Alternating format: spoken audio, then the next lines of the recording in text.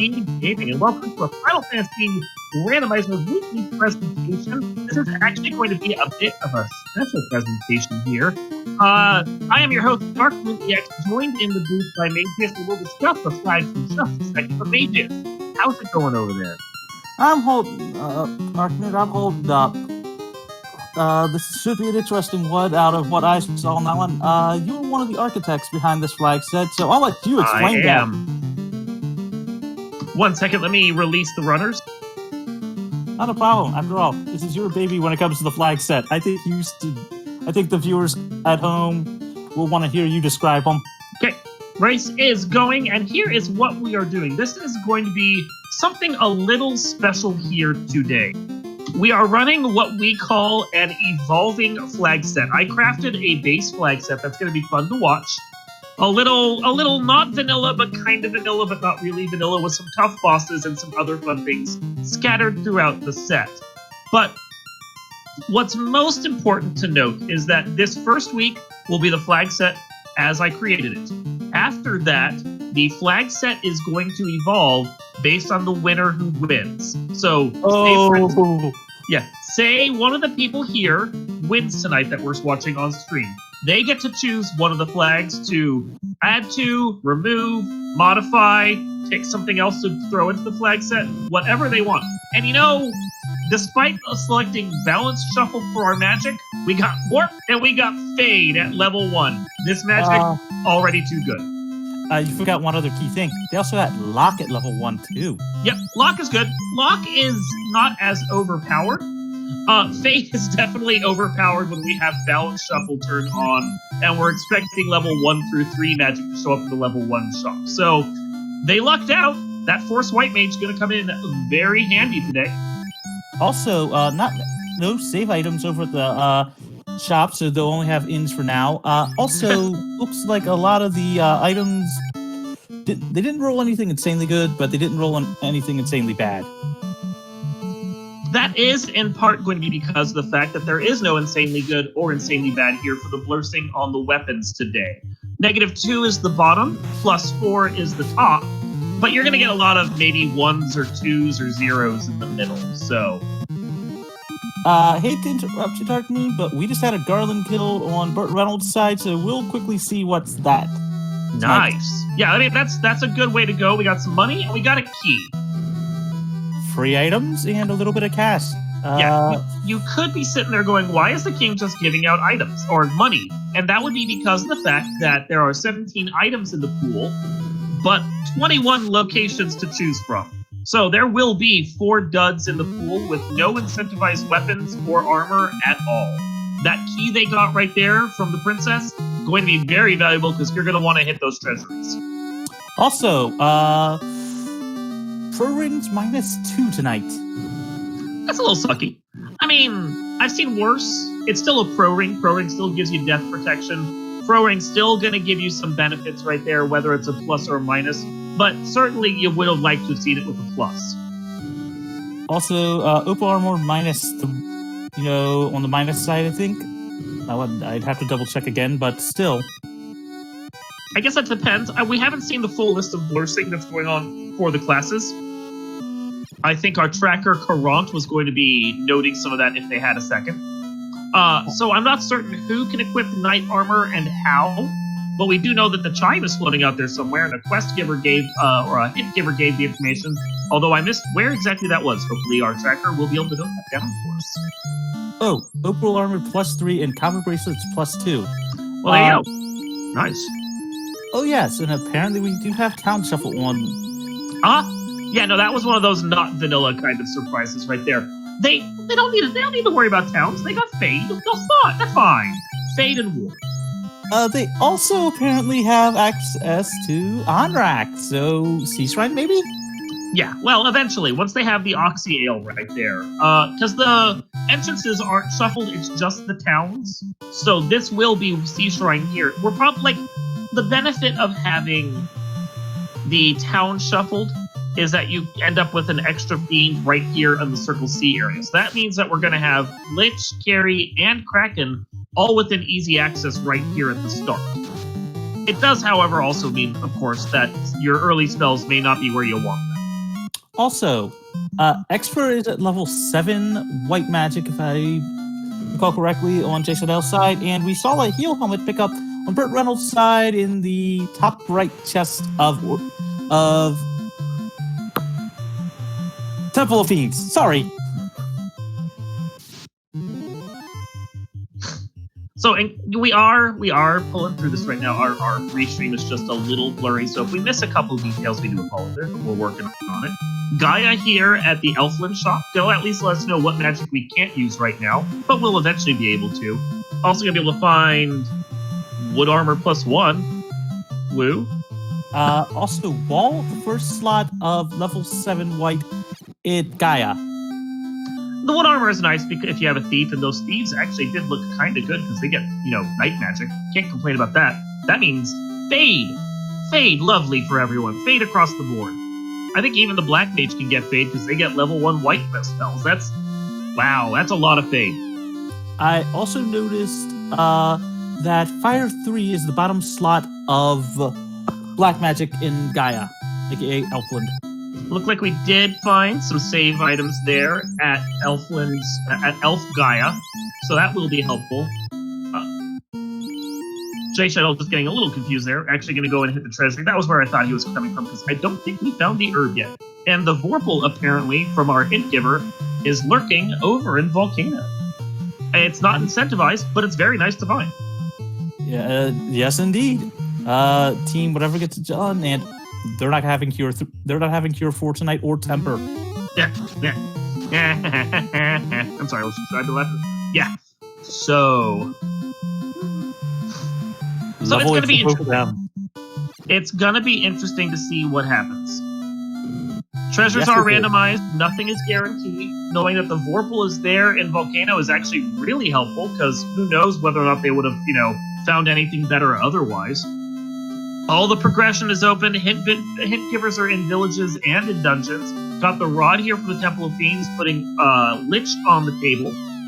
And in case you're wondering, all 4 of the Fiend dungeons are incentivized. So having early access to Onrak, Volcano, Earth Cave now as well, very nice indeed.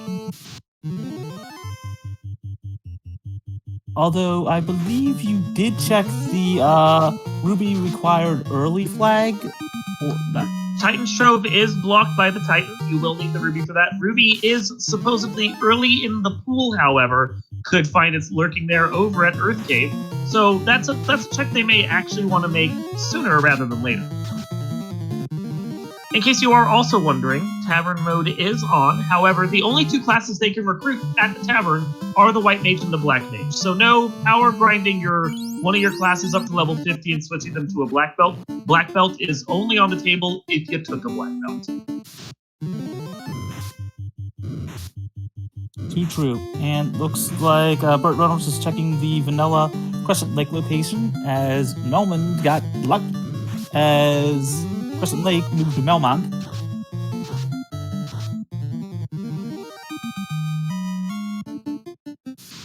Oof.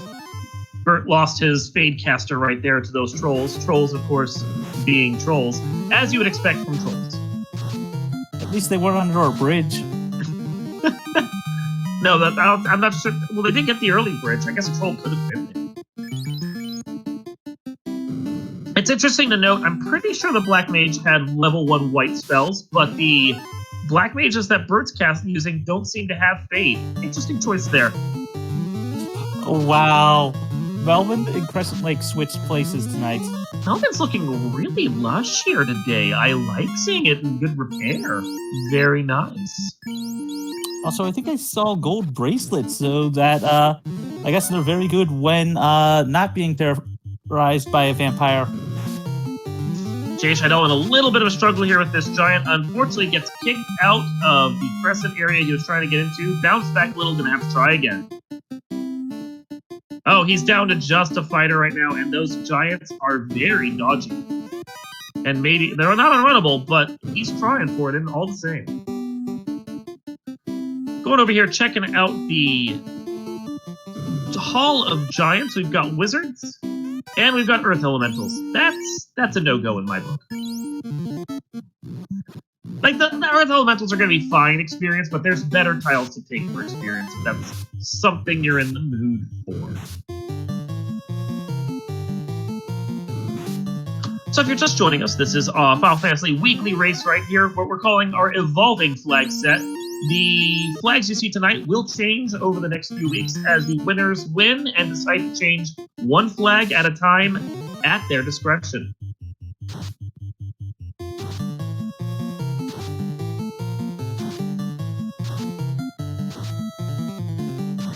Shenanigan finds an Agama here on, I believe, the Earth Elemental tile. That is a nice little grind to take. Don't know how long I'd stay here for. Already warps out, can save that, but maybe get like up to level 8, level 10, somewhere around there on it. Meanwhile, Dead Pulse is diving down into the Earth Cave. Gonna be checking out what's lurking down here deeper and deeper. Again, there are no shards to get. Wait, is there shards to get? No, there is not, I believe. Double checking. Yeah, I for a second I thought I turned on Treasure Hunt, but I'm like, wait, no, I didn't. I didn't turn on Treasure Hunt. So yeah, no shards to get, no loose items that they have to worry about somewhere lurking in a dungeon. They can dig or not as much as they see fit. It is entirely up to them how many treasures they go for. But with the parties they took and the black belt being a little crippled from what we saw of the worst classes upon startup, they had, for example, Black Mage Strength, not so good. I'm not surprised we have people not taking Black Mages. Or Black Belts. Yeah, Black Belts I meant. Oh, don't worry, it's late, at least where I am, which is on the East Coast.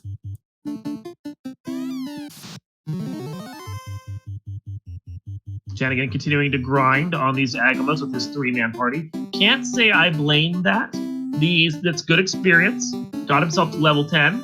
That's enough experience to go deeper into this dungeon or somewhere else, and apparently it's going to be somewhere else. Meanwhile, Dead Pulse taking on the vampire. Say hi to the vampire. Say bye to the vampire. Vampire is gone, and we're gonna find out what. Oh, as soon as we get past these whoofs, we're gonna find out what's in this treasure box. I'm betting Ruby. I'm betting Ruby as well because of earlier Ruby. We will see. It could be that. It could be Bottle. Bottle leading to that is Ruby true. that way too. Yeah, that could be the case. Ooh, that would be even crueler.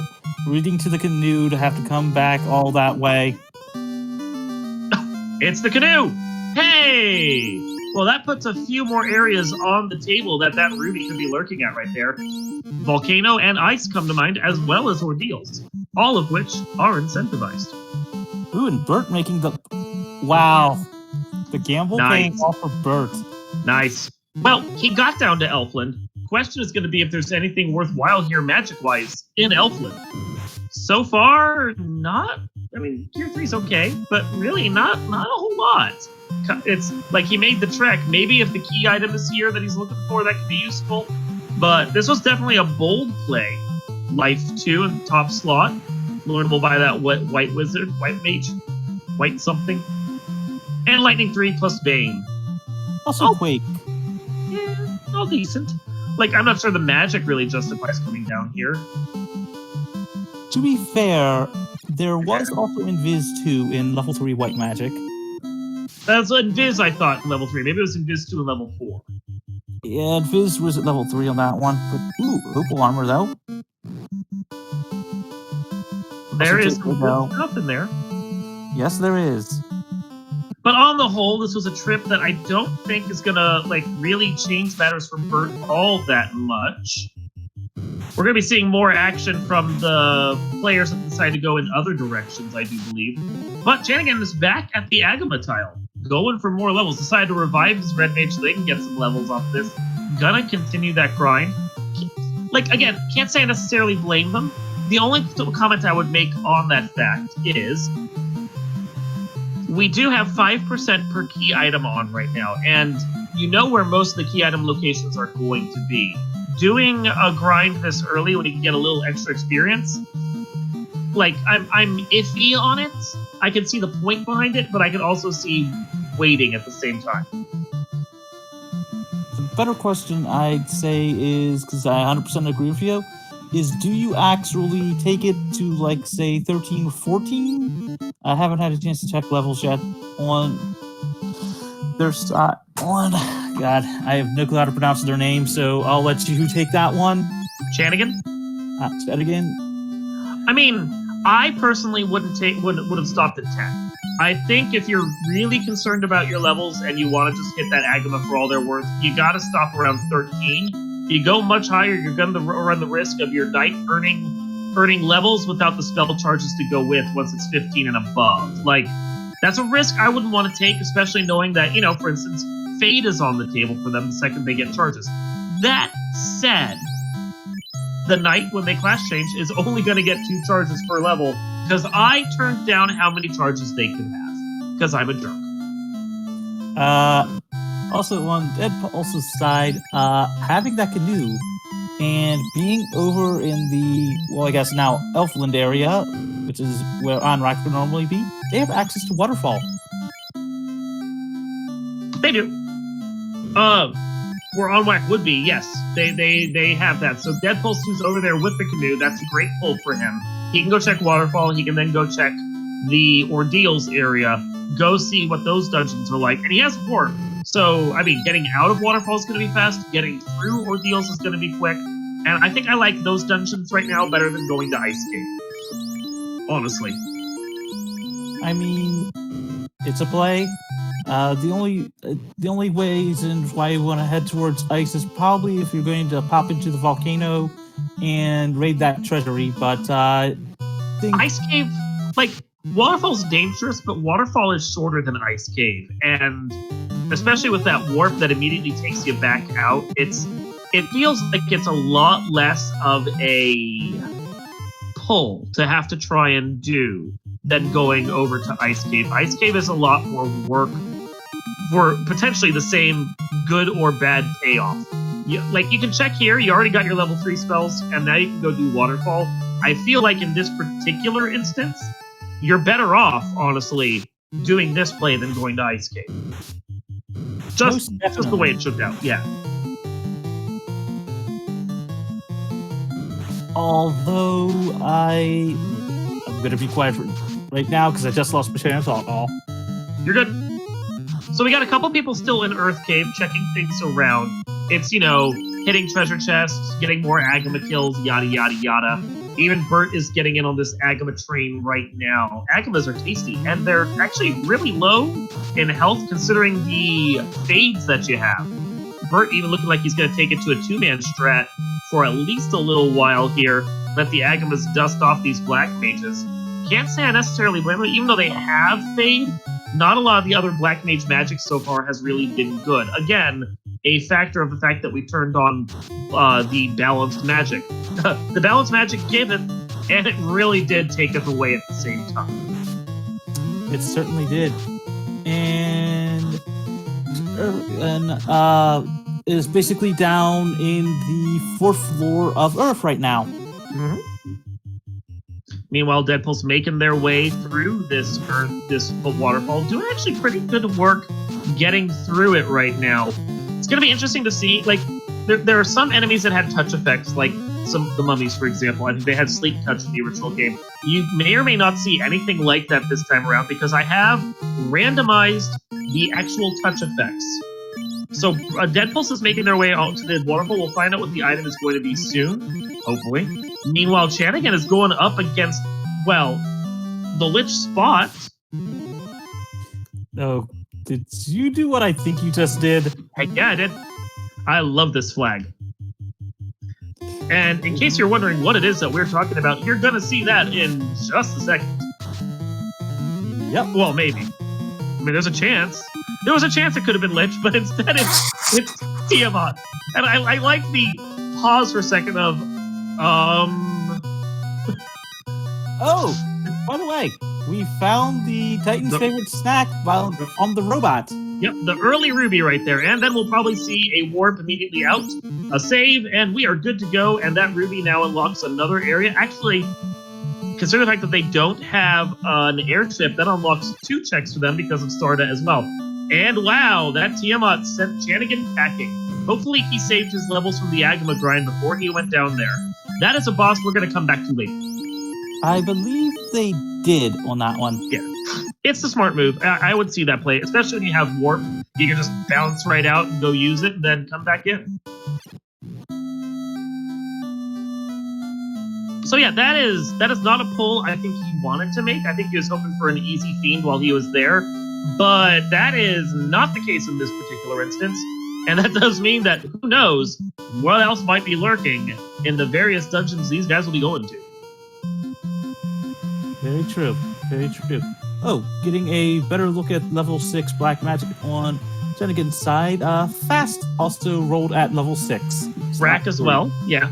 Rack is the one that I think is most important right there, because now that we know where Tiamat is at, and we know that Tiamat is a bit of a killer right now, that Brack is going to come in handy since Tiamat's weak to Brack.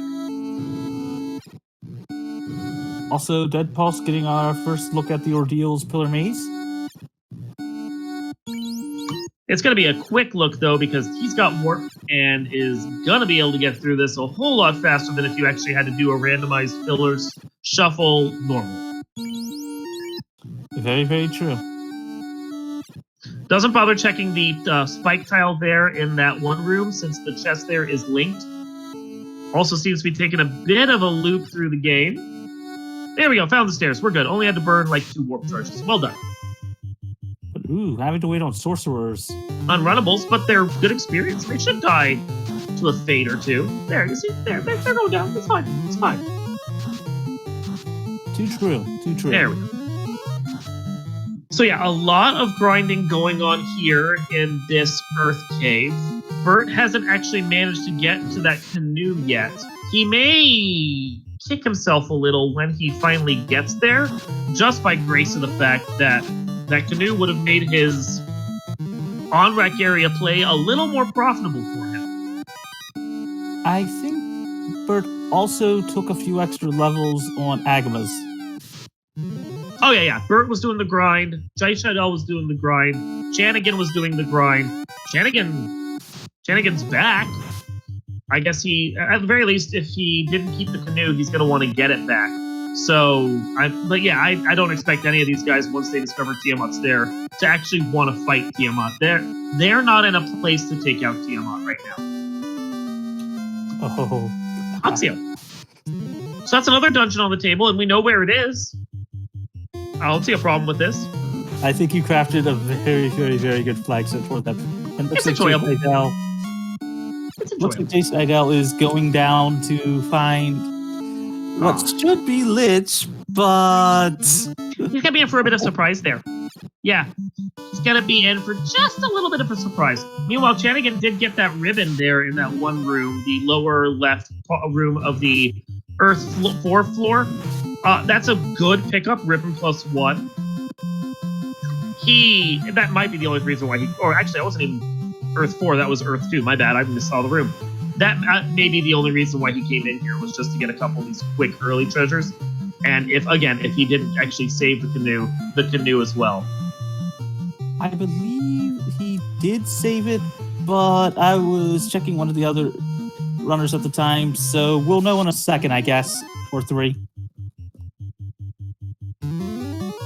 Well, he's headed down towards the vampire floor, so it's either for the canoe, or it's because he's a glutton for punishment and wants to beat himself against Tiamat again. Very true. So I'll ask you, Darkmoon, with what we've seen so far, where would you go? That is an interesting question. We know the fiends are randomized. We know that Earth Cave, as far as that Tiamat is concerned, is a no-go. And at the levels they're at, even with that Agama grind, I still feel like, right now, while Sea Shrine is a good play and maybe go for the treasure that's there, I don't think I'd go to Sea Shrine to actually take on whatever boss is there, just in case you get a nasty carry or just a generally awful Kraken, which is always the case at these levels. I think my play would probably be maybe Mermaid Floor, and then ride around with the canoe towards Ice Cave, and then Volcano, and hit 1, 2, 3 down along that path, and see what kind of levels and gear and whatever else I can find from the solid greed areas of the game. Let's see. Dead Pulse actually picking up the herb after feeding that Titan. Munch, munch, munch, munch, munch, as the meme goes. Herb is useful, and now presumably we'll also find out what. Yep, now we're on our way towards Sarda and gonna figure out what that guy has. Ooh, Seidel actually making a check that I don't think any of our other runners did. He checked the actual caravan, and it had a vanilla bottle. Vanilla bottle, very nice. Presumably too expensive for him to buy right at this juncture, but that is good to know. Shanigan going deeper. I actually think they were. I think that Jason was able to buy the bottle, and okay. Like, we'll double check his inventory. I don't see it tracked off on the tracker, but the tracker may just not have noticed when he bought it. We'll find out. It'll get checked off soon, I'm sure. If they did or didn't on that one, but also, Dead Pulse visiting Sarda, who apparently tonight was a retired musician, as he gave Dead Pulse the loot. Very useful. So that puts us. We at least have go mode as soon as we kill the fiends. Now, because Tiamat's going to be lurking in Tiamat area, we are going to need the chime and the cube. We have neither of those. We have the Oxiel, we have the rod, and we have the canoe. So the only two items we actually care about at this point, because we now have the key and the loot, are the cube and the chime. Second we get that, we're go, and it's however much grinding, however much digging we want to do, and then we're on our way. And since we know, like, they may want the tail. Tail is a maybe. Tail would be very useful. Tail would allow them to upgrade their guys and start buying things like that opal armor that they know where it's at and finishing off their build out. But that's entirely up to the players, and some of the players we have are pros that may decide they can live with lower gear despite the scaling of the bosses they'll be facing. Also, Darkwing, we have a TNT pickup on Dead Pulse's side. We do indeed. That will allow them to wander over from that TNT from the herb and go take care of Dwarf Cave and see what that guy in Dwarf Cave and the treasury along with him may have, which is what Dead Pulse is immediately doing. You mean Nerek? Exploding McDwarfbeard. Yeah, sure, that's his name. Will we see the mean check of Hooray Dwarf? I mean, some people like to. I like to kill Hooray Dwarf. I think it's fun. Hooray! Ooh. Sorry. There's the tail. We found a tail pickup. So somehow we found a crystal, and I didn't even notice where the crystal came from. I'm going to check what the tracker says on that one. Also, a cube pickup from Nerek.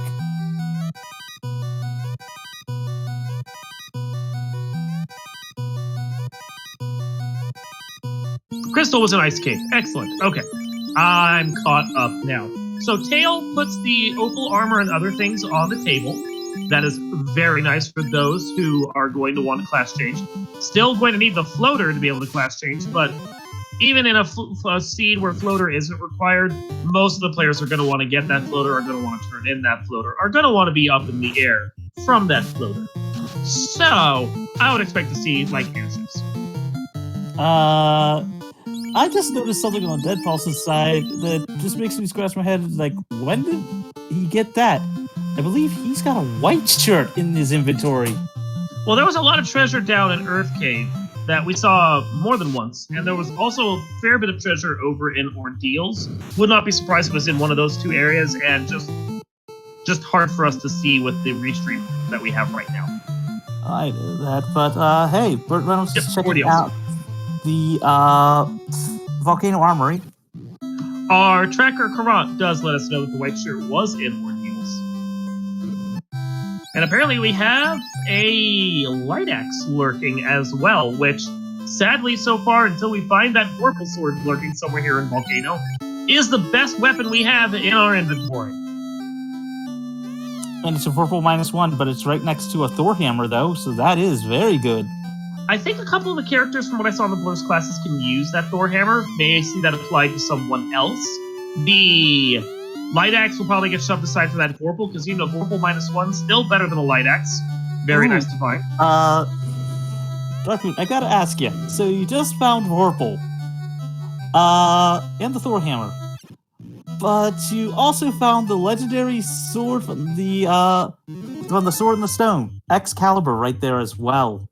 Which would you choose? What's the bonus on it? I think it rolled... It was either plus or minus 2. I couldn't see on that one on Bert's side.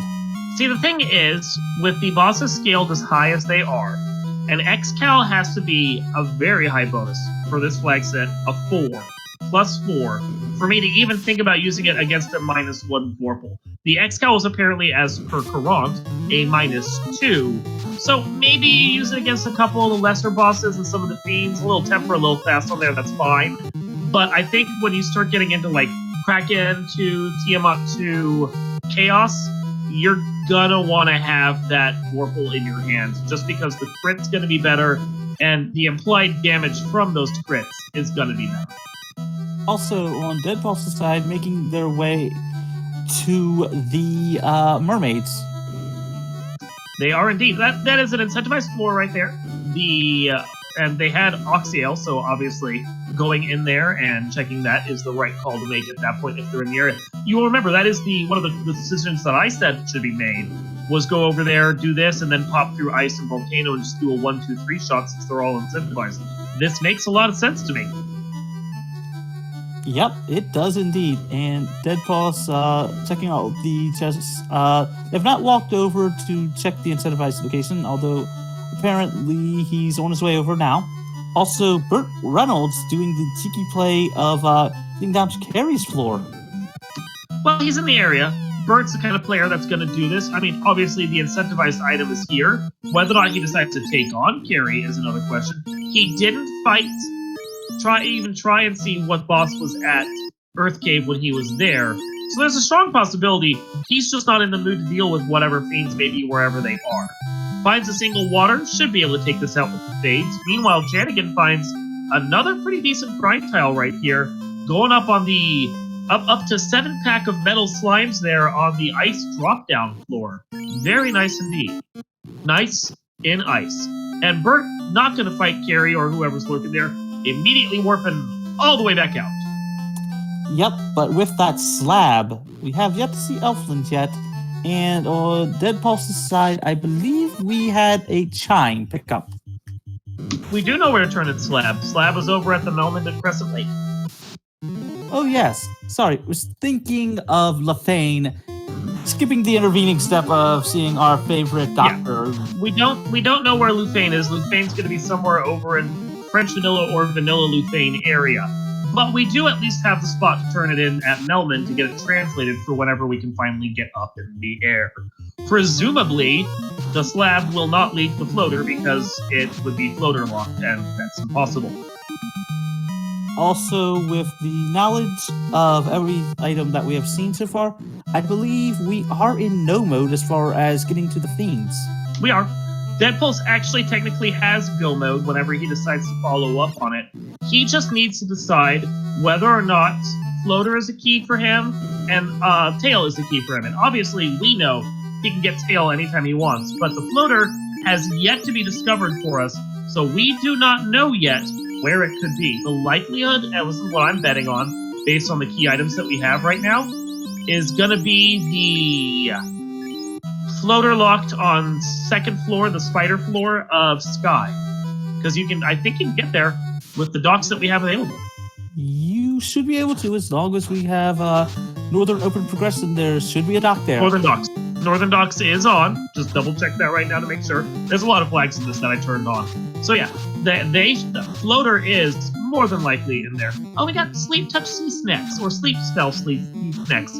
They're just singing a lullaby. Isn't that nice? I mean, you could technically call them sirens, but then again, the sirens usually did more than just sing. Eventually. It's a lullaby, it's fine. They're all awake, they're casting Fade. The Sea Snacks have a lot of health. It may take more than one Fade to take these guys out.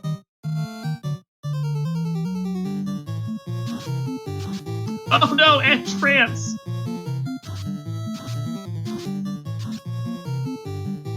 These Sea Snacks are awful. They are indeed. This is an impressively bad party the game has rolled for us. And hold, and fire, and wow. Just wow, this party right here. So our players are all pretty much following similar paths to each other, hitting the same locations everyone has hit at this point. So it really is just a matter of, with Go Mode at our fingertips, how far do we push the item search? How much are we willing to go looking for things we would like, as opposed to just taking what we have and finishing out the game? Well, Second ribbon. Okay. Yep, just about to say that myself. We do have still 8 players still in the race right now. 4 of them here, 4 of them not on Restream right now. So it's still anyone's game. Opal Bracelet. Okay, we got Opal Bracelet +2. We've got 3 Fade Casters. Like, we don't have Temper or Fast yet, although I think the Black Mages can learn Fast. Like, if we find a Power Bonk, I could see them just trying to go without class change even and just finishing the game on a, like, level 30 party. One small problem to that. Temper was level 8, I believe. Yeah, if they have a Power Bonk, though, they can self-temper off of that and just live without it. Ah, very true, very true. That was more my point, was if we found that one piece of gear, I probably wouldn't even concern myself. Now, there is no Power Bonk guaranteed in here, bear in mind. That's the second X-Cal we've found, but all the treasure is randomized, so we may or may not find anything we need. I think they should all be grateful that we have found 2 ribbons so far, perfectly honest. Also, Deadfall's actually going to check Kraken. Mm-hmm. Well, they probably know what one of the themes are. I don't think they've been down to the Tiamat floor in Earth Cave. I think that's fun calling it the Tiamat floor in Earth Cave. That's hilarious. Ice Armor +1 lurking at that Elfland shop right there. That could be good enough for endgame if you really wanted. So let's see, who's that fiend today? Who's that Kraken? Wow, okay. I don't know whether to go a wah or just be clear that it's vanilla. Yeah, I personally think they got the whammy right there. Kraken with Sleep Touch. Oh, you aren't you bad enough already? Really? And 1 swing, 1 damage. So in case you're wondering, boss stats are clamped 100 to 200%, but their health is between 50 and 300%. So could be easy. Yep, see? Kraken rolled on the low end of his health, actually went down pretty quick. Very nice to see. But if he decided to swing even once, probably someone was dying. And Deadpulse being our first on-stream runner to light an orb. They are. As far as we know, of the 8 players that we have in this race, they are our current leader. That is very true. So here at the 37-minute mark, well, just a little over a half an hour in, going to go over what we know about so far. We started off with a free bridge, a free canal, and a free ship. The bottle was lurking over at the caravan. Not that I think we've seen anyone turn in the ferry yet. I believe we have not. Yeah, so we don't know what that leads to yet. Meanwhile, the canoe was lurking at Earth Cave, which you got to from a free rod that was sitting, I believe, at Crescent Lake from the Sages. The chime was lurking over at the mermaid area, which you need the Oxiel to get into, and Oxiel was at Ordeals, which that canoe from Earth Cave, very useful. Crystal was sitting at Ice Cave. The cube was sitting at Narek, the TNT dwarf, and you got that TNT from the Elf King, who you were able to revive with the herb you got from the Titan, and you got into Titan from the ruby you got at the waterfall. That was a convoluted quest chain right there. Yes, Quite indeed. Nice. Quite nice indeed. The key was at Sarda, the loot was at, or key was at Sarah, the loot was at Sarda. Those names are very similar. The slab was lurking in Volcano and the carry floor. Tail was at Matoya, as I think I mentioned. And the king had gold. King had nothing. King was totally useless to us. 766 gold, if I believe. I mean, early game, that's nice, but still, you were kind of hoping for a key item and not just, his couch cash. Very true, very true.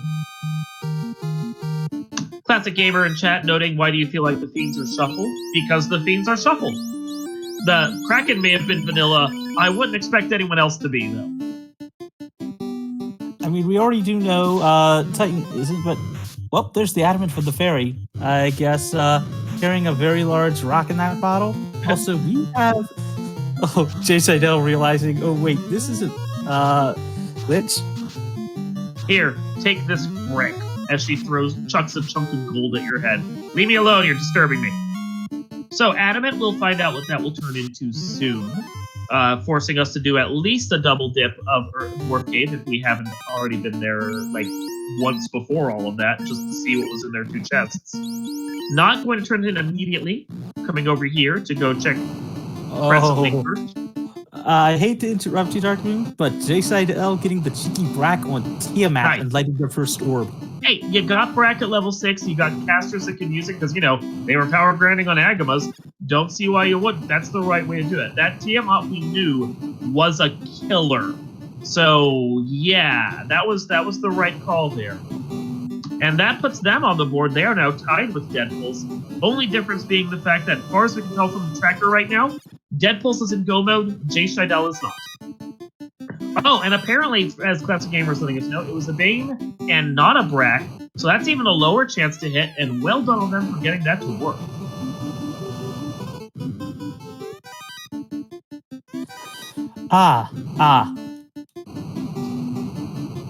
Everyone give us a drum riff, ba-dum. That's the snare drum sitting there at Sarda, in case you are using multi-instrumentalist Sarah. I love that flag. It's a very interesting flag. It is a very interesting one. It's delightful. I think it's fun. There's a list of like 60 or 70 instruments that we have, and if you turn on that fun percent flag, multi-instrumentalist Sarah, you get a random musical instrument in place of the lute every time you use that flag. I wonder, is microphone on that list? I actually don't think it is. I know Jingle and Limerick and a couple others are. I don't think microphone is on there. I'm surprised. The whole vocal instrument should be on that one at some point. I think singing was what they were going for with that, so various types of singing, but you're not wrong. Microphone, megaphone, things like that could go on there. And DVS pointing out in chat, yes, singing on that one. Song, yep. So we got Deadpool's here on the carry floor, finding a loose Agama, just hanging out. Doesn't feel like they need to kill it. Are swinging out if they have to, but the Agama does not want to let them go. We found a floater. The Smith actually giving the floater. Here, take this heavy chunk of metal. Trust me, it'll work out great. There's that slab for Deadpulse. So, the floater is interesting. Technically, Bert is still a couple of items away from Goma. He's also a crystal down in comparison to 2 of our other runners. However, the floater gives him fast access to a lot of areas, and may in fact speed things up for him greatly. So, I hesitate to say that anyone is truly in the lead right now, although Deadpool's would be my candidate if we had one. But that floater does change the game a fair bit. Very, very true. Also, with Bert being in the air and with the tail, do you go promote immediately, I'm assuming? As soon as you get the floater, if you're in the air on this side of the world, you go turn to the floater so you take care of it, because it just speeds up your game so much. Plus, if you have the tail, you can class change. And don't no one not like class change. And Bert, of course, does have the tail. And so we're only getting 2 fiends switching places, but we know where Lich is now. Lich being at Sky Cave? Yep. Blink and you miss it on carry. Well, I mean, again, 50 to 300%. You're gonna end up with a chance for very weak health fiends. That's a possibility right there. Very true. And looks like Jay Seidel picking up their adamant, so they'll be getting their floater really soon. And Burt Reynolds has just class changed. Classic Gamer in chat asking where Warmech is at. Warmech is vanilla, so he will be lurking on the Bridge of Destiny, but he will not be a forced encounter. We actually had the flags when we were developing these. The all encounters were shuffled, and Warmech was showing up outside Canaria Castle, and I felt that was a little broken, and decided to not allow that until a player decides to turn that on. So I mean, it's a fun flag. it is. When it happens, it's It is. fun. It is. I mean, it could happen. I just want the players to choose that they want to punish each other with that. I don't want to immediately bring out the punishment in that regard. Oh, very true. Also, a early Warmech, especially if Warmech rolls really low on HP, can not only be a great, mid-game grind, but it's fun to see Warmech go down easily that way. Bert getting his cube, just needs to get his chime and then he's good to go. Jay Shadell also getting his cube, also got his floater just a second ago. So this puts Jay Shadell and Burt Reynolds on even footing soon about, where they're going to be as far as their fast progression is concerned. Jay Shadell still has that one crystal lit, though, to Deadpulse's 2. Deadpulse honestly doing a lot of solid work, clearing the game and making this go mode work for him. It's really nice to see, and this is from one of our ducks. Really great play here today from Deadpulse. I mean, at present, being in go mode, would you actually go chase the floater if you think you might have enough equipment to actually handle the boss? No. We've seen Opal bracelets and Opal's other stuff floating around, or golds and other stuff floating around they can use. And the Opal bracelet was +2, and everyone has an easy one to get that if they decide to go clear out any of the water floor or Kraken. With that armor in hand, I wouldn't bother chasing a floater for class change. I would just, you have fast. I would hate the fact that I don't have temper, but I would probably play the odds that the fiends rolled lower on health instead of higher and just try and make what I have work instead of, chancing it. You want first place. You want to be able to change the flag for next week. Everything else is just, bragging rights or not. So if you want to get that first place to be able to, modify a flag, you got to go as fast as you can. So you ditch the tail of the floater and you just start going. Also, Jixadel, finding the horrible spells that are in level 2 at the Gaia location in Provoca. Well, that's funny. Although it looks like we will see Binky. BK, the French pirate. Here he is. Oh, ho, ho. Going to be fighting these pirates here.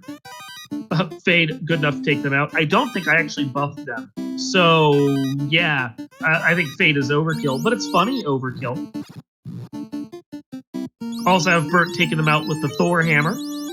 And we're going to get money from the pirate. I didn't see Jay Shadell actually talk to BK, but that's okay, because he didn't have anything that was great.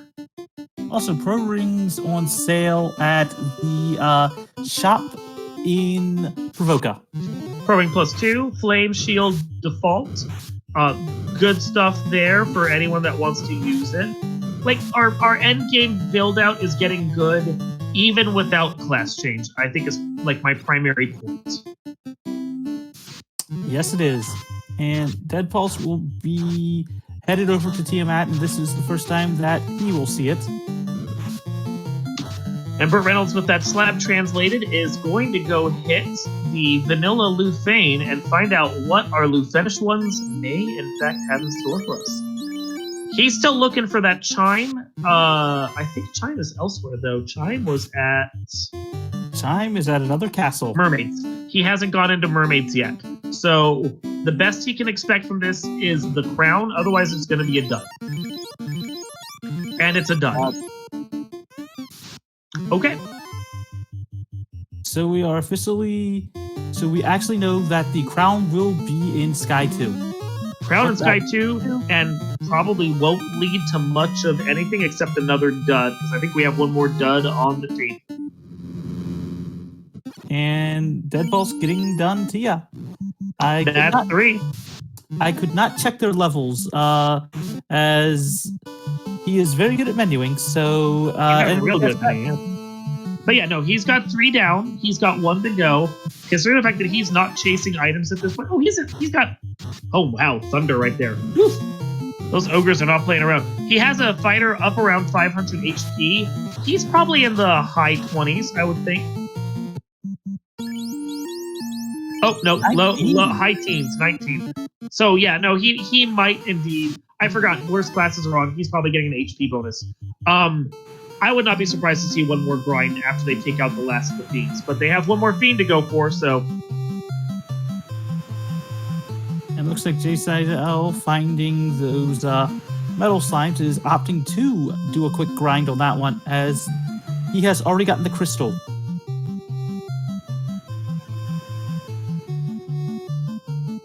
And especially considering where they are, I don't blame him. No, they're dying to some quick magic. He's got so many feints, he doesn't have to worry about it. Like, I can absolutely see using this as your grind point. I can see what Bird is doing and going back here for his grind point. Everyone wants to grind. That's going to be the name of the game at this point, now that they are at or near go mode. Very, very true. Very, very true. Yeah, Bert is missing 1 item, which I'm sure he's probably processed elimination, figured out where it's at. Jay Scheidel is missing 2. Janigan's only missing 1. Deadpulse, as we've noted before, is in go mode and is basically trying to finish this as fast as he can. So, what are you hoping our runners decide, as possible alterations for this ongoing variable flag set that you so kindly came up with? Anything is on the table. You can change 1 thing about any 1 flag that's currently already on. Turn it off. Turn 1 flag on if it's not on. Turn a flag that's on off. Modify the sliders on a flag, or add something else new or interesting if you want. Like the one I suggested to them that they could do if they really wanted to was to turn on our Halloween flag of Lich's Revenge, which modifies a lot of the game and is really funny. The sky is the limit for them. They just get to turn 1 thing. Only 1, not anything more. Now, if they do happen to win 5 in a row, they can just completely remake the flags. That's the price for that. And yes, Classic Gamer, they can make a flag tri-state if they so choose. The better question, though, is, since you mentioned something like that, with sliders, do they only get to modify 1 of the ends of the slider, or both? I would say, in fairness, they can only change 1 thing for any 1 area, so probably 1 slider, not both. But win 2 in a row to get to change both sides. Nice. So increasing the lower end of the sliders is probably the best option? Depends on what you want to do. I mean, you don't have to make them harder. You can make them easier. You could give yourself a free airship for next week if you wanted. Seriously, like, the sky is the limit for these evolving flag sets.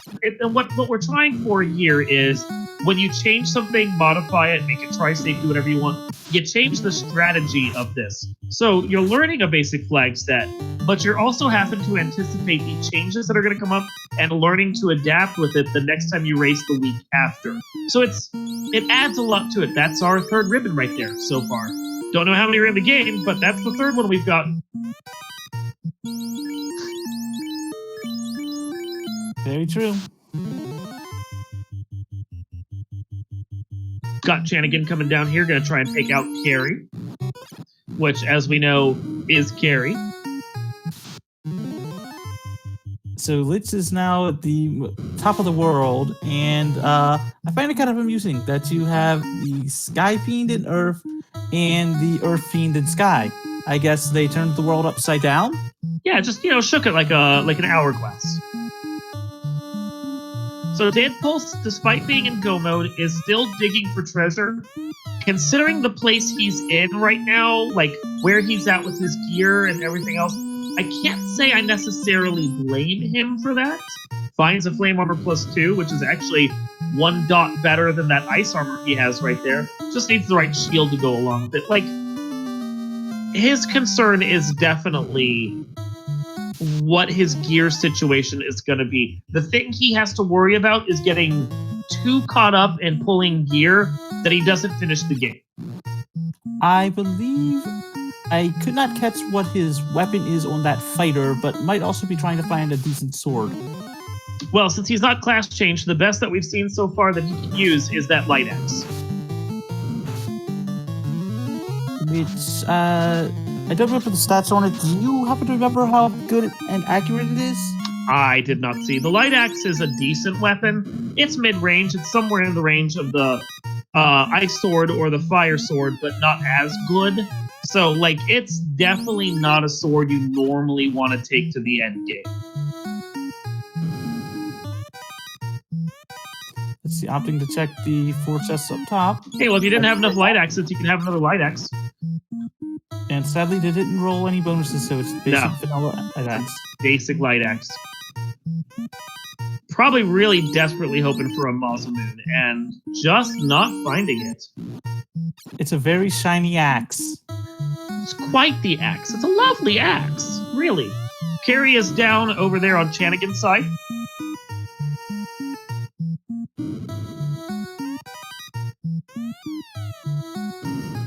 I guess Dead Pulse has got an axe to grind. Yeah, but to find a weapon. While Bert is still farming Agamas. Still farming Agamas. Up to 4 hits a pop, though, for the number of hits. And for some reason, we've just seen him forfeit from the match. That's odd. Don't know what happened there, but he just dropped all of a sudden.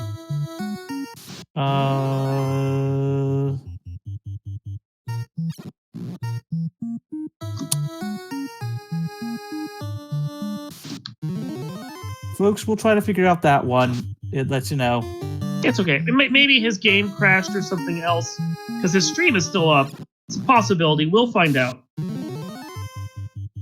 Also, on Dead Pulse's side, we have a War Mech, which is unrunnable, too. Well, that's just funny right there. So for everyone that wanted to see a War Mech, hey, you get to see a War Mech. Hooray! The hope would be that they rolled low. Well, let's see on that one. Going out so fast on that knight. So near that light axe, 5 hits, but not a lot of damage.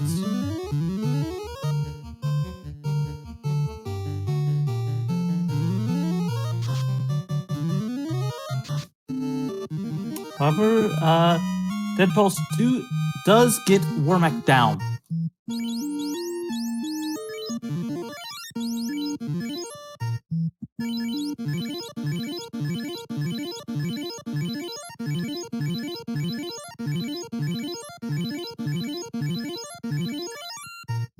Okay, so while we're just sitting here without, unfortunately, one of our players at this point who was in a good position to maybe finish this out, we are watching 3 players still, Deadpulse, Chanigan, and Jay Scheidel, and with Deadpulse actually taking out War Mech right there, getting a nice chunk of experience in the process.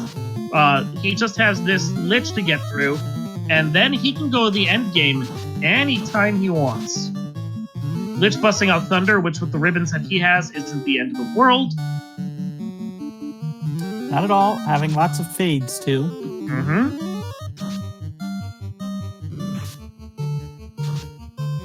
Of course, basically, before I could finish it, he just got down Lich. Yeah, I mean, Lich is Lich. Lich will always be Lich. So, he could have some really nasty spells, but he's still not going to be that great, like, health-wise, no matter how high you scale it, because he's just a low-level monster, really. So with that, Deadpulse is technically in go mode.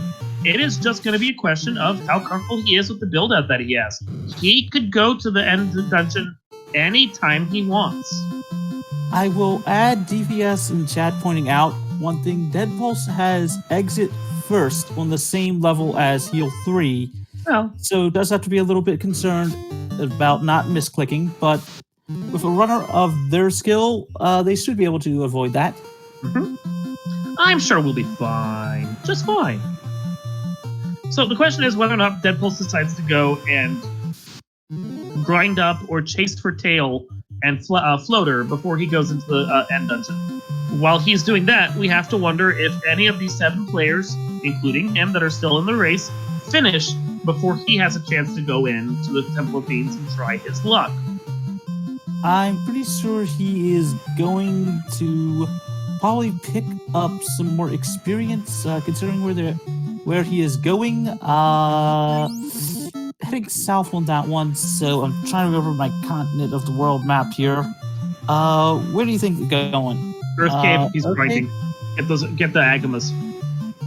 Was thinking that, but having to sail around on that one. No! He wants to turn around the crowd. He may really be looking for that tail and that floater. Ice Sword +1, I'd take. That's better than what you got. Oh, most definitely.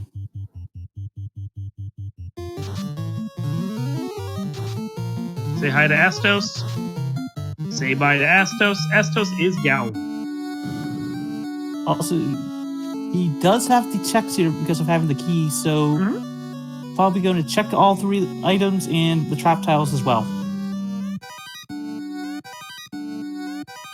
Not a whole heck of a lot that's worth it right there, though. That is going to be just the Ice Sword he got from Astos.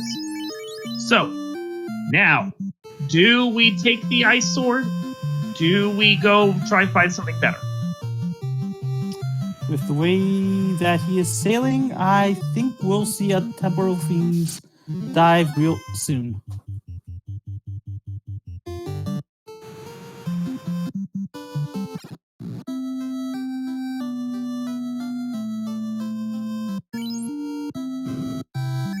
While on Shanigan's side, we have a dive to the Kraken floor.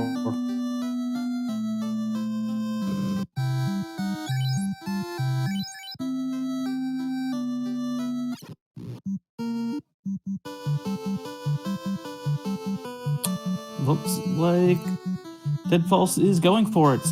I'm guessing check the 2 chests before the loot block and everything else leave.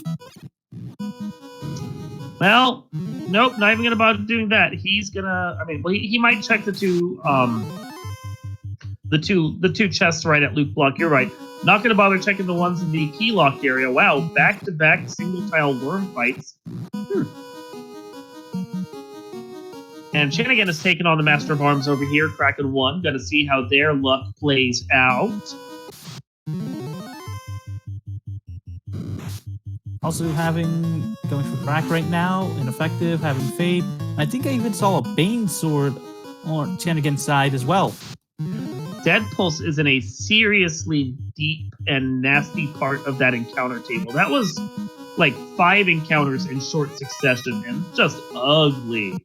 But should also mean that there's going to be a nice long run later because the encounter rate is really not that high in dungeons. I think it's like 40%. And it also looks like they're going for it. So their best weapon is going to be that Ice Sword +1.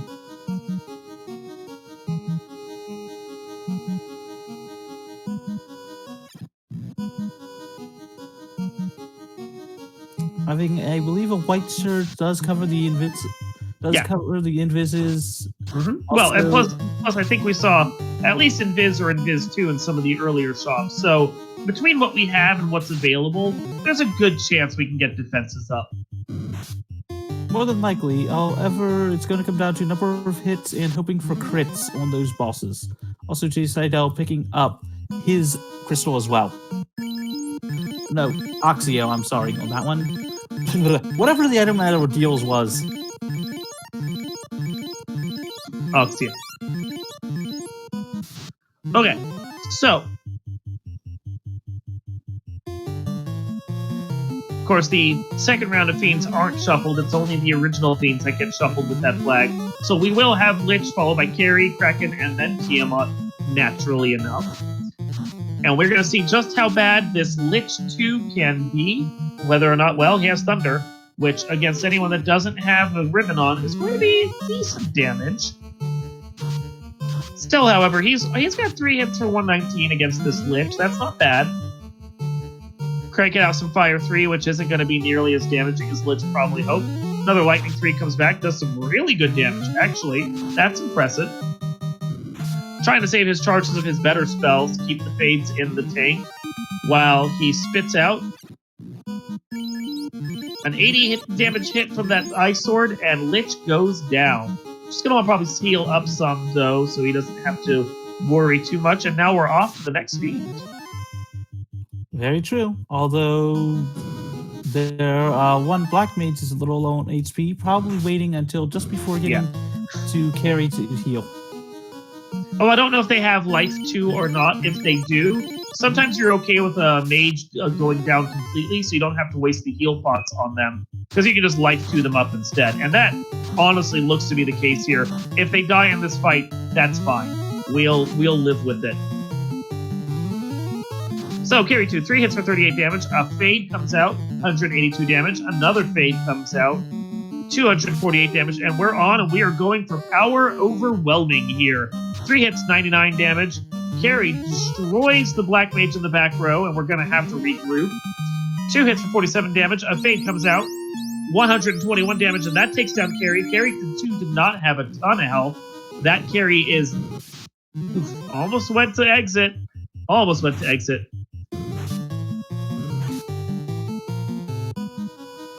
But you are right in having access to Life 2 as well.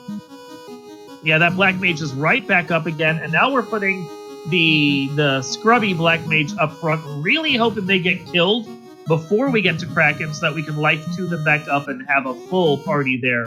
Not sure if they have Cure 4, so that would certainly mean that Life 2 is there. Oh yeah, he's trying to kill them off immediately.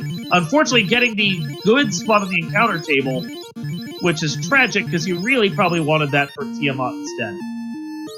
Most definitely. And as chat is noticing, the Ice Sword really isn't doing much, which unfortunately, it's just not gonna. Because there's not a lot of damage behind it against some of these fiends. 3 hits, 80 damage, a Fade comes out, 130 damage, another Fade comes out, 190 damage. Kraken gives that fighter a whacking, 776 damage. That fighter is waiting for them in Tiamat with how hard he's been hit. Fade comes out, 82 damage, another Fade comes out. That is 280 damage. He has to hope that the magic is enough to kill this Kraken, and that Kraken did not roll upwards of that 300 damage, because otherwise he is sunk right here. 156 damage, 133 damage. Lightning 2 comes out and responds, not much of anything. Does kill that one Black Mage, though. 95 damage, and now we're out of Fades, and we are on the ropes. Fade comes out, 141 damage, and that's bad. We've lost our life caster. We are stuck with a Black Mage against Kraken. We have no one against Kraken. Kraken has killed us. And Deadpulse decides to walk away. Can't say I blame him. I don't blame him either. I'd say put an F in the chat for Deadpulse, but back up on their feet, right? Again, as fast as possible. So he is going to now have to decide how he wants to do this, how he is going to regroup. He knows there are still 7 people in this fight, and no one has as yet finished at all. So the concern is going to be, how much does he risk on this? He got down to Kraken without, major issues, but we are in a position where, without class change, the best sword you have is an Ice Sword.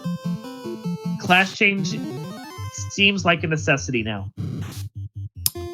Checking Ice Cave, and with the items available, going to probably get the key item there.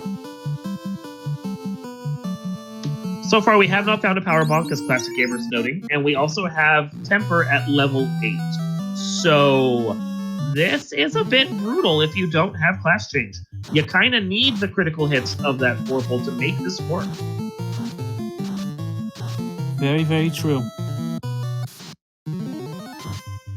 So out of all the chests we've seen, where do you think Massa rolled? It might not be anywhere. Treasure is randomized. There could be 0 Mazas in this pool. Yeah. So, right now, perfectly honest, I'm kind of liking Jay Scheinel's party. We know there's 2 X-Cows and 1 Vorpal in the pool. There's a solid possibility, honestly, that class change, your ninja and your knight could swing those 2 weapons and be okay, honestly. And if you never, like, with the class change, you could get Temper, obviously. But you wouldn't have a lot of shots of it. But Temper and Fast, sitting on different levels, use what you can of that. Use those 2 weapons and kind of hope for the best, because that's where we're at.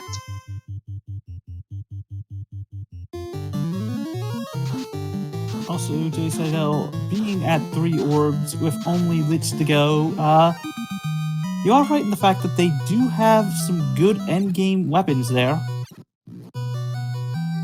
The possibility, at the very least, is there for them. And with his class change, he now has 4 different people with Fade, although, admittedly, the Knight will only have 2 shots of that, because, again, I'm a jerk. The question now is, with the position that he's in, does Jay Scheidel do a grind sometime soon after taking out Lich at Tiamat? I believe he already took a grind early on. Plus, also, as he was just in Corneria, remembering that he also has access to Lock at level 1. It's useful. Now, as Lakeshot points out, the Thief has a no ribbon malice applied to him for this, but at the same time, he could very well use Wall. Wall is, I think it's a level 7, but if you have a White Mage with enough levels on it, bring the White Mage in, have them cast Wall on your Thief, and just try and keep them alive. Like, you want the damage. And it also looks like Jay Seidel is doing a walking grind here.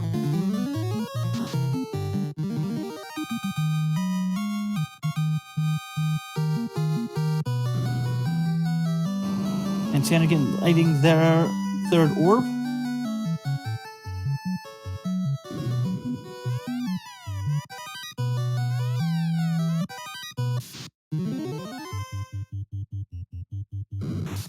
And ooh, finding a T-Rex on is way out of it.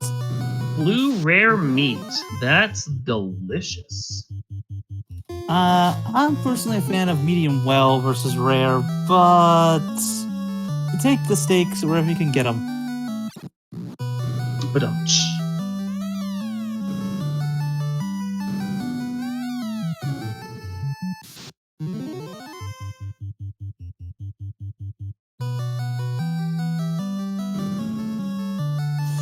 So it's now what, an hour, 10 minutes in? Darkman, do you want to explain the flags again to our viewers that might have just come in, or what we're hoping with these flag sets? I will do. This is a kind of a vanilla style flag set without it being really vanilla. The magic was set to be like balanced of sort, which is supposed to mean that, level 1 through level 3 magic has a better chance of being at level 1 than level 8 magic. Although we did end up with Fade, so the balance was, rolled a little skewed.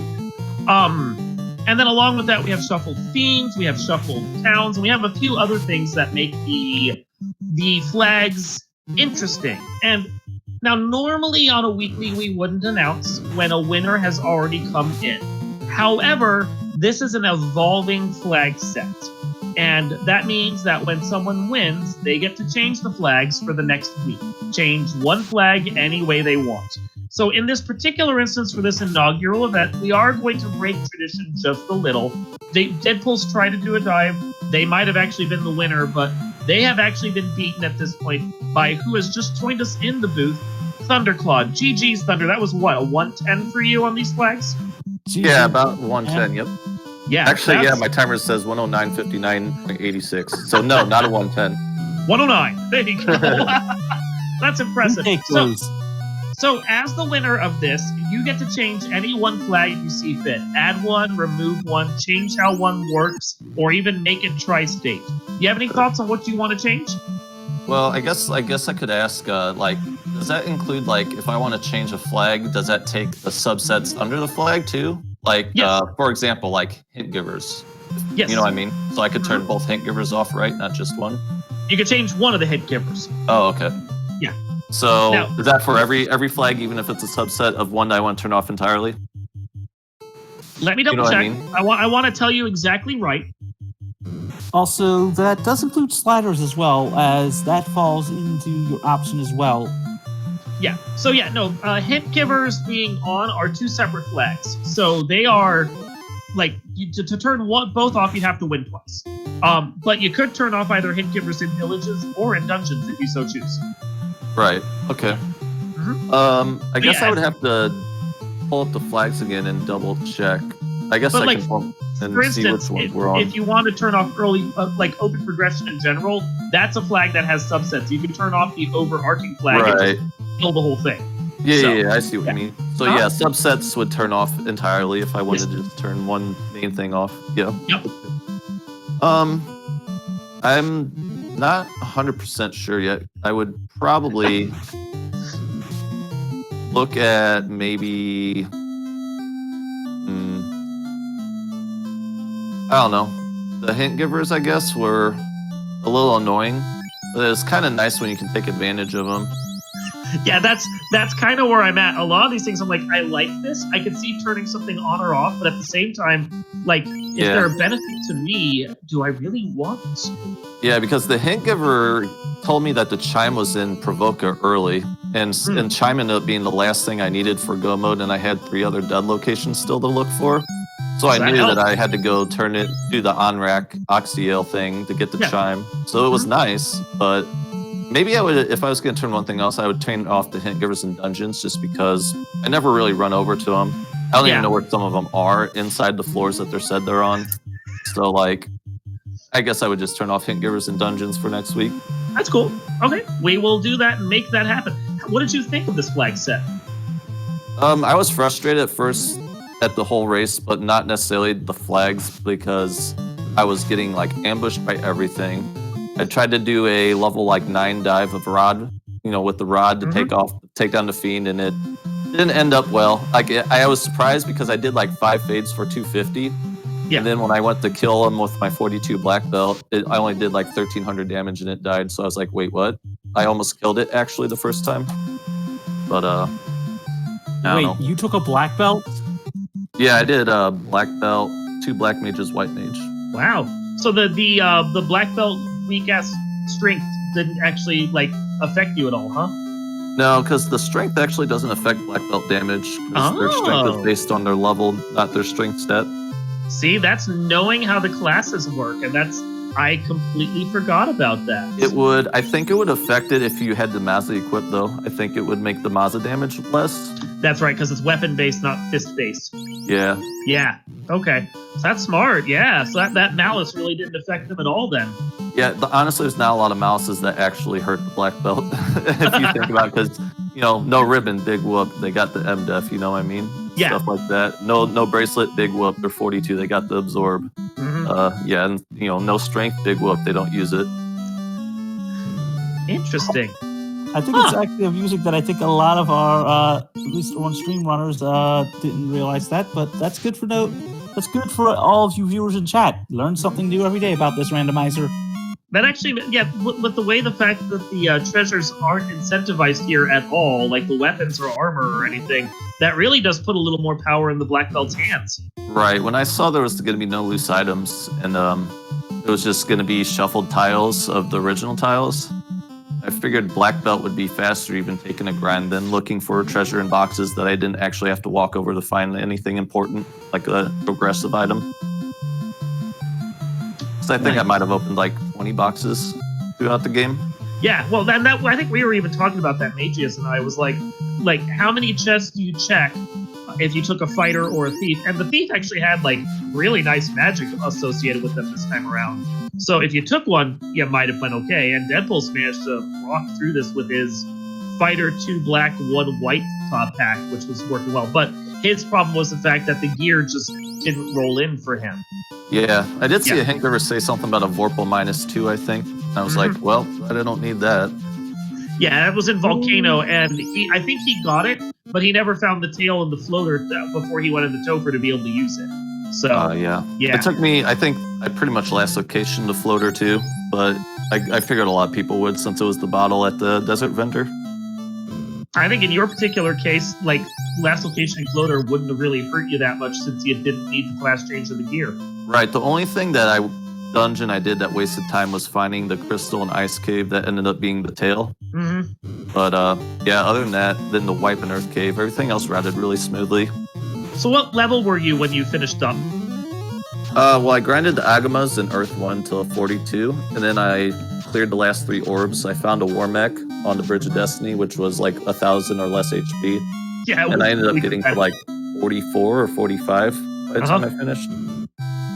My mages were like 16, 17, 19. Well, I mean, that's the power of the black belt right there. And yeah, when we saw those Agamas early, we were both commenting that they were a pretty decent grind to take, especially being as early as they were in that dungeon. Right, they tempted me enough to get like level 9 and try to do the whole Fiend dungeon when I was going in for the first time. That was a bad call. That Tiamat against an early party was a bit of a killer. Yeah, she hit real hard. 4 hits, 500 or something. Yeah, it was a bit ridiculous right there. So yeah, no, that's interesting. And I mean, you kind of played it the way Magius and I were talking about, just with a class we didn't think people would take, and that's because you knew the classes better than we did. Yeah, I mean, you really do pick up the little things that can make a difference when you play this game as long as I have now. And yeah, just little details about how the stats and the mechanics of the game work behind the scenes can really sway a race for you in favor of just the knowledge. Yeah. Well, GG's, good sir. That seemed to go pretty smoothly for you. Are you going to join back up again next week? Yeah, as long as my work schedule allows, I'll probably be here next week. Awesome. Well, we do remember, if you do come back, win 5 of these in a row, and you get to make the next flag set. That's right. Maybe I'll try. Maybe I'll be that person, the first one. 5 in a row. That's a month, man. That's a lot. It is a lot. Like, I'm not... Is that like what if like you have to miss week 3? Is it just reset? I guess? Yeah, resets. Yeah. Oof, that's hard to make 5 in a row. Oh, I know, but that's kind of the thing. Is like, I don't expect people to actually be able to do it early on. You gotta have to work for it, and that way we get to really let the flag set evolve for a little while before it finally happens. Yeah, sure. Yeah. I mean, it's a good idea. It's definitely a good idea. I think maybe. Because I think it's going to be such a slow evolution, though, sometimes, that maybe talking in the future about maybe letting you switch 2 flags or at a time or something for each winner might make the flags a little more fluid. Yeah, I could see, like, if you win 2 in a row, give you a bonus or something. Win 2, win 4, something like that. Like, you could do that, yeah. Yeah, certain ways to do it. And I think that's something we're going to experiment with, because right now we're definitely in the kind of pilot season for this before spring tournament comes up, and we have to pause for a while. Because, spring term will just, or even winter dab, will just take up all of our time, really. Right, so, yeah. So we're going to try this out for a little bit, see how it works, and, like, when we come back after however many tournaments we have in a row at that point, and start doing this again, like, ideas like that, and seeing if we can force the evolution a little more, or something like that, or incentivize certain things, do this, you get to change an extra flag if you win, kind of thing. I can see doing that. Yeah. I'm looking forward to how it plays out. Yeah. Well, cool. Well, you I don't want to keep you here since you weren't on Restream originally. You probably have stuff to do. So if you want to bounce out, you're good, and we'll just continue following the 3 on chat. But GG's and well done. Thanks. So yeah, if you just want to kick me out, you can just say that too. That's fine. I mean, you can hang out. I didn't want to eat everything. That's all. I'm kidding, dude. Yeah, I'll head out. You guys have a good night. Thanks, Thunder. And that was Thundercloud, our inaugural winner to this evolving flag set. It seems like it worked out really well, and it's interesting. I'm not spoiling anything right now to note that after Thunder, we have not had another finisher yet. So we are all on the edge of our seats to see if possibly one of the 3 runners we have here, who are all in the Temple of Fiends at this point, will be our 2nd place finisher. And right now, of the 4 or 3 that we still have, Jay Scheidel is quote-unquote in the lead, with his going up to Carry 2 right now. Now, we've seen Carry 2 can be a bit rough, but it's Kraken that's going to be our gatekeeper, and we're really going to see whether or not, like, our runners have any problems getting past that.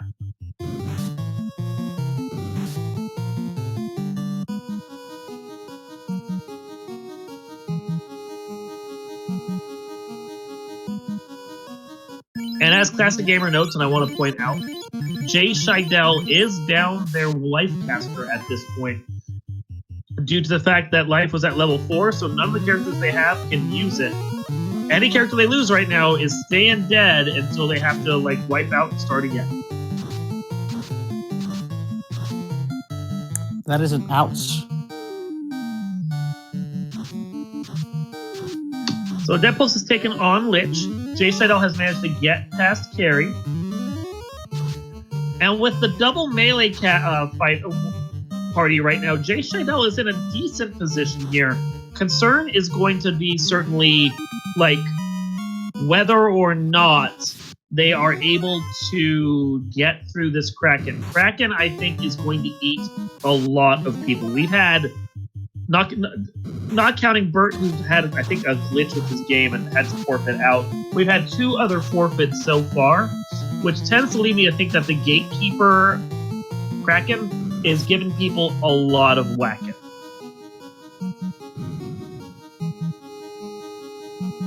Deadpool's catching up. Deadpool's at carry 2, or about to be. Shanigan, meanwhile, has slowed a little and is still pre-Lich lore right now. And we got Kraken coming out with some Fire 3, taking on these 3 warriors right here. Gotta be careful not to lose anyone, because you don't have a life caster at this point. Starting to white shirt, starting to get those buffs up. Gonna hope that's enough to keep this Kraken from killing your guys. Getting those locks out, getting the sword swinging. And unfortunately, that fighter is dead. So, and followed by the ninja. And that's a wipe. Ouch. Just ouch. Ouch indeed.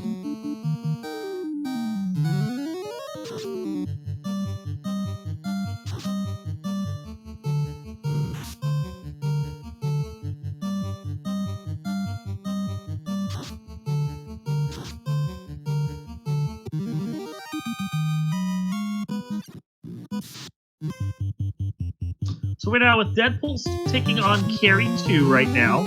Finishing that up, going on towards Kraken 2. Jay Snell starting his dive again. Shanigan starting their dive again. Gonna see how deep we can get into here. And hopefully we'll get some audio back. I'm not sure why it cut out right now, but we will get the audio back as soon as we can. Jay Chanel accidentally taking a wrong turn there for a second. Finally gets up there and is going in. Gonna take on this Zombie D-Pack going on against Jay Scheidel. And leaving. I guess he's probably doing a bit of a walking grind right here, potentially. Shanigan taking on Lich 2. Deadpool's coming down here, gonna be going on towards this Kraken fight. This Kraken being the ultimate gatekeeper.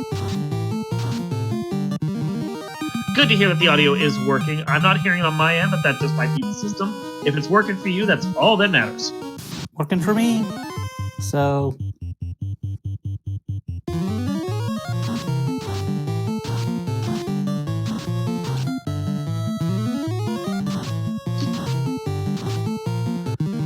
Lich doesn't seem to be giving any problems to Shanigan. Jay Scheidel still doing his little bit of a power grind, and we've got 2. Wow, okay, we've got a black, white, black up front. Hopefully don't lose that white mage, because that is your defensive caster. Going all out damage, fade. Oh, fighter gets blasted, but does survive. Gets, what was that, 867? A little hard to see right here on my end, but that was a big hit if it worked out. Gonna try and cure him up. Gonna hope he doesn't get killed by this.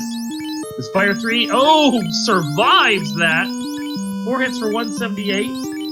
Still alive, barely hanging on. Cannot take another hit. Needs the spell damage to be low from Kraken 2 if he's going to get through this with his fighter alive. Another Cure 3 gets him back up on his feet. Starting to rebuild. Fade comes out. Lightning 2 doesn't do anything. 15 damage against that fighter. Don't have to worry about that. Still blasting out. Seems like a good chunk of damage. Just not sure exactly how much. Continuing to go all out damage, not worrying about invising at all. Very bold play right here. 5 hits for some odd damage. Fade. Black Mage goes down, but that's okay. Still alive, still have that White Wizard up. Just need that White Wizard to live. Another Black Mage goes down. Kraken's starting to punch hard, but he's down. Dead Pulse has passed as our first major gatekeeper, and with those life spells and life 2 spells, able to get everyone back up. Just need to do some healing. There you go. Yeah. Well done against that. Agreed on that one. Very much agreed on that one. That was darn impressive. Didn't bother defending at all, went all out damage, and it seemed to work. Trying to think how he wants to arrange his party now. Reorganizing, repopulating, moves the Black Mage up front, they spider back down to the bottom, keeping the other 2 in their original positions. And we're starting our buffs. Quad X comes out, free round from Kraken, or Tiamat. 203 damage off of 8 hits. White Wizard bruises. Fast comes out, Fade comes out. Starting to crank out that damage already. Seems like all out damage is the name of the game. Lightning 3 blasts out. Chip damage, but it'll work. A little more chip damage right there. Tiamat comes with Fire 3. Not going to affect the people that matter. Fighter knocks back with the 5 hits for, I think, only 86. That was not great damage. Fade for 105, I think? A little hard to see on my end. Lightning 3. 40 damage. Still chip, but, you know, any chip could work. Critical hit for only 109. This is where that X-Cal starts to have some issue. And if he has it, he really may want to consider switching over to that Vorpal at this point. But we're getting some fades. Continuing with those fades. Ink is a free round. No one has to worry about what that might do. Another hit, 5 hits for 64 damage. This is where that lack of temper charges is probably hurting him at this point. Don't know if he has the levels to make temper even worthwhile. 4 hits for 201.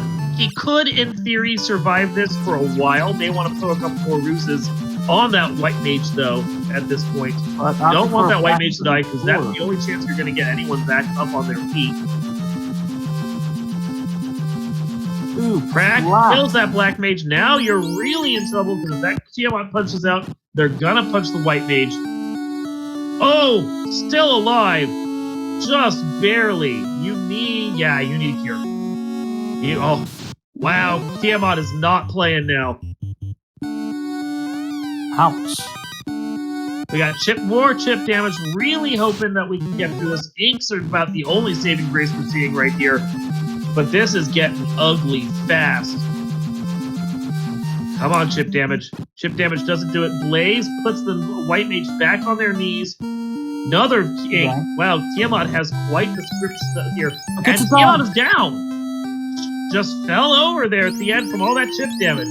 That's fantastic, but I am worried, honestly, about how well they're going to be able to handle that chaos. At the very least, Dead Pulse will have all 4 party members up, although... With that, we just have half a floor, half a very short floor, and then a battle with chaos ahead of us. Get through the short floor, don't have to worry about that. We are now safe and sound here on the final floor where you can't get any encounters.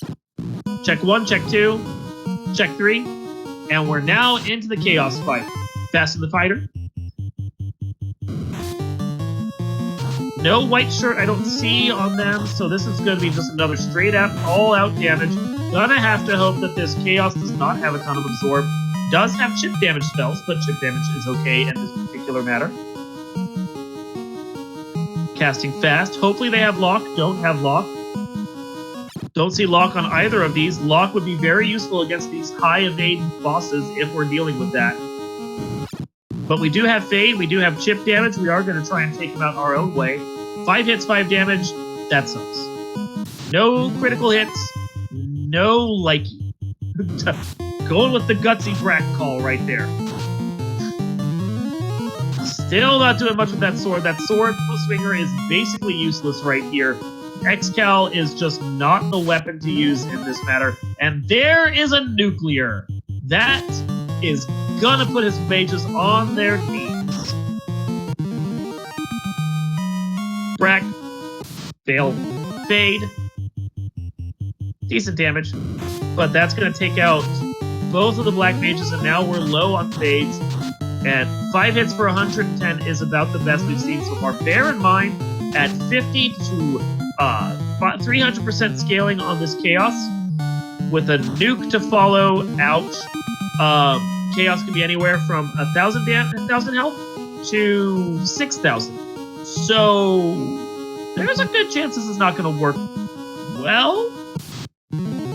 I mean, I like the gutsy Brat cast. I don't think he has enough damage in the tank to be able to take this. And that's going to wipe that right there.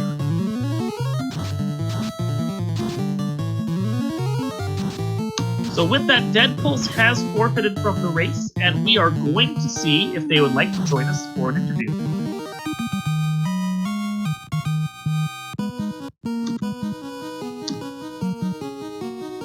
GG's to them all the same. They played a gutsy play. They were the first that we saw into go mode. They tried their heart out, and we will see whether or not they want to come and chat about it.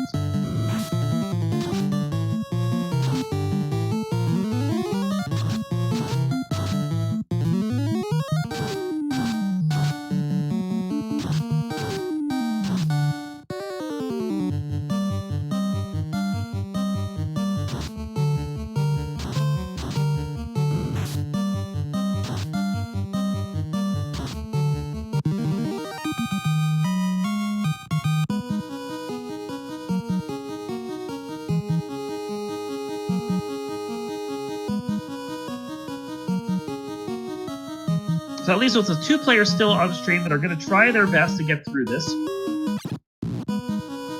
And we will stick with them until they finish or forfeit.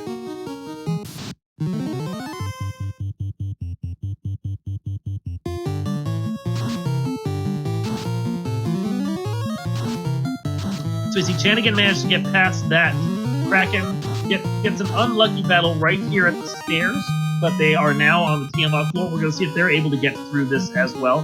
They have a fighter rainbow party for this particular set right here. Maybe it's better, just potentially gives them 2 life casters, which they do have. So that's a little more defense, and it looks like he has white shirts and Invis is coming out. So that's going to be a little more on the defensive side that will help him out as well. Chip damage here against Tiamat, 31 damage. We've got an Invis blasting out. Oh, and we are joined by Deadpulse now in the booth. Deadpulse, GG's. That was a hard fought.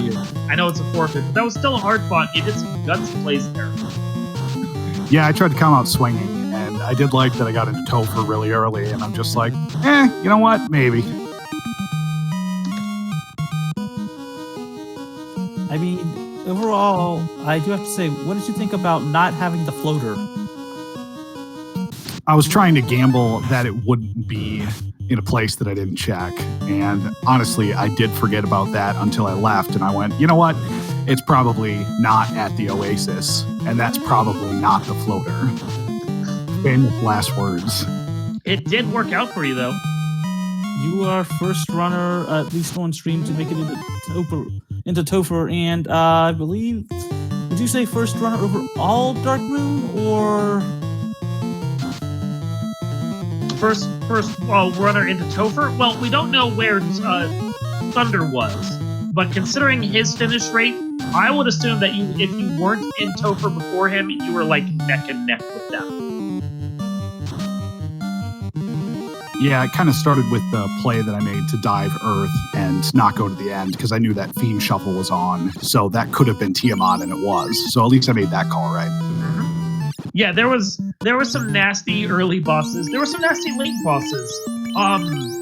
You were the first on screen to get past the Kraken Gatekeeper, which was impressive.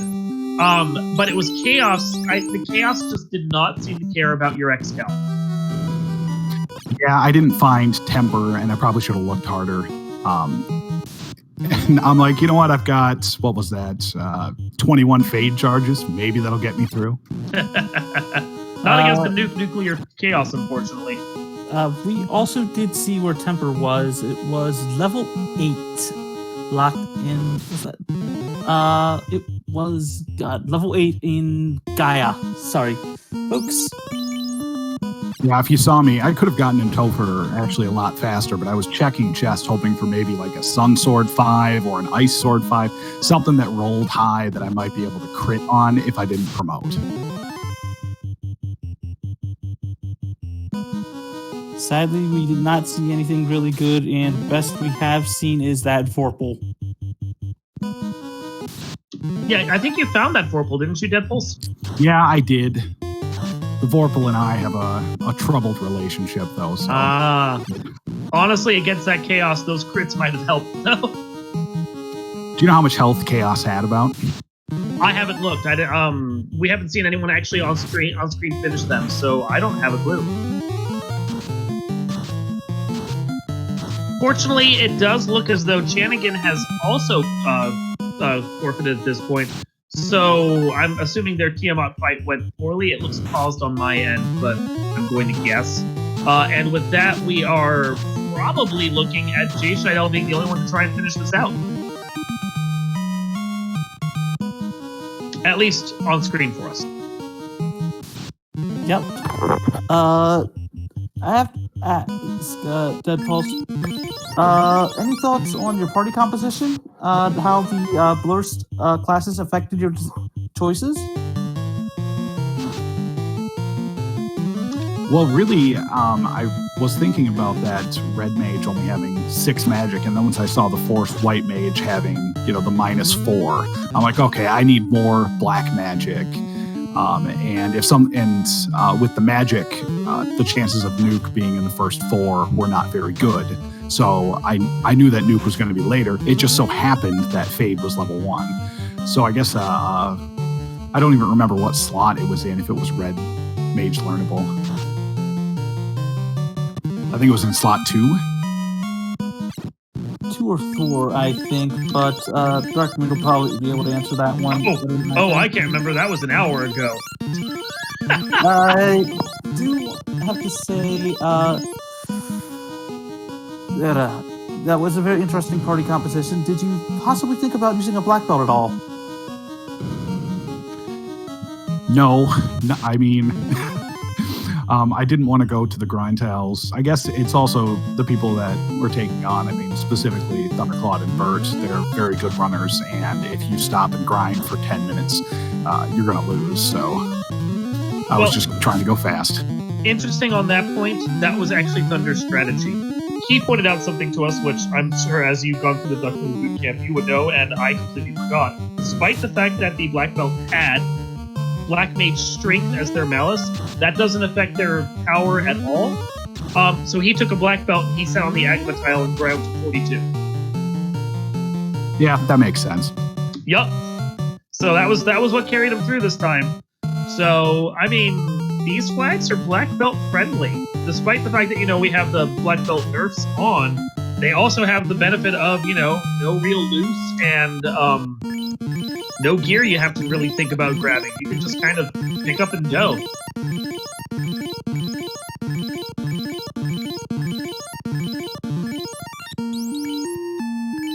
I guess I was tempted by the boss health being between 60 and 300%, thinking, okay, if it was an easy Topher, if the later bosses rolled low on health, it wouldn't matter if you had a black belt or not, as long as you had a decent sword and could beat the absorb, apparently. Yeah, and that's the struggle right there, is the fact that some of them really did roll low, but the one that didn't was a massive gatekeeper at Kraken. I almost thought about going back in because I felt like I almost had Kraken down the first time. You were close. I mean, none of them seem to have too much in the way of health. We don't, acknowledging we don't actually know how bad Chaos is going to be right now, because we still have yet to see him on screen get finished off. But at the same time, it's this situation where, like, that 300% scaling would scare me. 300% is what, 6k if it hits there? 6k on Chaos, yep. I mean, I did close to that. I did about 700 damage. Well played. I mean, more than likely he's probably sitting somewhere just shy of 3,000, because that's the average between the stats that we have. But we're not sure right now. I do have to ask, what did you think of the flag set overall? And do you like the idea of it being an evolving flag set? I do like it. I think it's going to spawn, I don't think cliques are the right word, but I guess groups of people Like if they don't like a flag or they want to see a flag, they might come all join the Thursday races to try to win it to change that flag. And we already know what the first change is going to be. Thunder has elected to remove the hint givers in dungeons. It's not a huge change right now, but like depending upon where a key item is located and who might have that knowledge, could come into play in the next couple weeks. That's true. Hey, did you see on my my first run through Sky Castle when I hit the unrunnable war mech? Yes, We did. We did. I was scared. You mean the tinfoil mech? Yeah, thank goodness it was just like a scary cardboard cutout that all I had to do was push over. It really was. He was made of nothing. He was like tissue paper. Like I'd say it was an empty war mech. Basically, the pilot was out to lunch. yeah. Question in chat about whether or not Warmech was runnable. He was not, but he only had 1,000 HP. So there was a good shot that you could take him down with, reasonable levels. Or if you were Thunder, just one punch man. Well, yeah. I mean, level 42 black belt is not going to have anything to concern with an enemy that only has 1,000 health. Only, I should say. I think it's going to be interesting to see how the meta on this flag set evolves. I'm going to see if I can get Chanigan in since we know that he forfeited. Hold on. Also, it looks like Jay Seidel is opting to grind more. I'm already in. Oh, welcome. Hi. Chanigan, hey! Sorry if I was What's up? didn't notice that you were there. GG's to your run. Like, you put up a valiant effort. Yeah, fighter was a mistake. Should have gone black belt. That's what Thunder did. Yeah, and he's the only one that has finished yet, right? Yeah, he's the only one to finish so far. It's the gatekeepers at the end. Yeah. I think it's also the not remembering that apparently a black belt's hits are not tied to its strengths. Yeah. I saw that. I was like, oh, no black belt this game. All right. Yeah. So he made that work, and I would not be surprised if when we do this flag set again next week with the hit givers and dungeons turned off, if we suddenly see everyone taking a black belt. Yep. Yeah. Then watch the black belt be the wrong call and someone take fighter and it'd be crazy. That's the fun of it. That's what's going to be interesting to see an evolving flag set like this where people learn a meta and start figuring stuff out and watches it like changes from week to week. So, Chanigan, what did you think of this? What were the highs and the lows for you? How did you feel about how you played? I shouldn't have run it. I'm so tired. I feel that.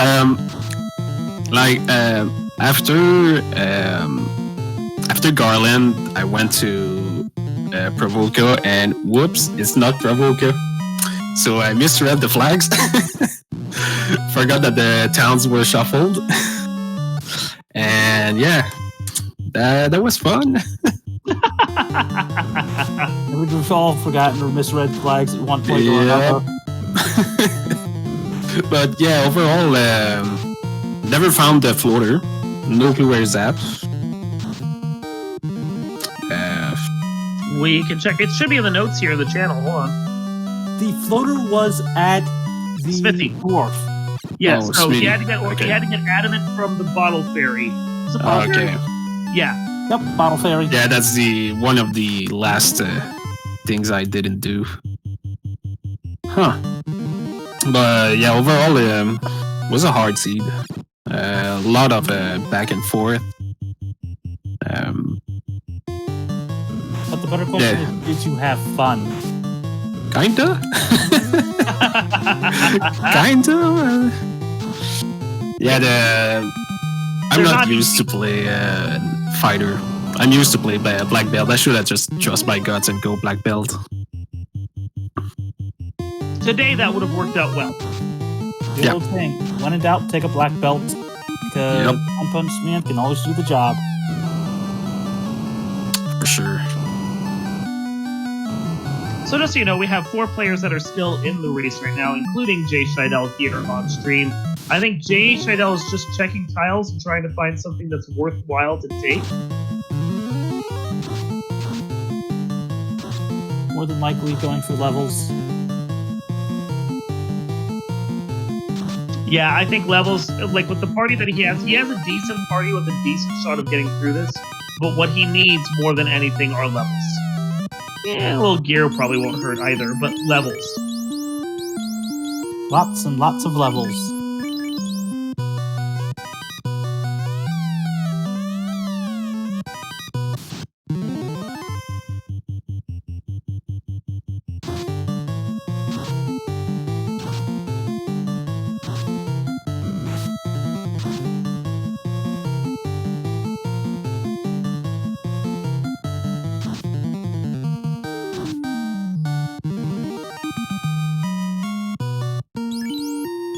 Wow, I've honestly run out of things to talk about. I mean, it's a little late, but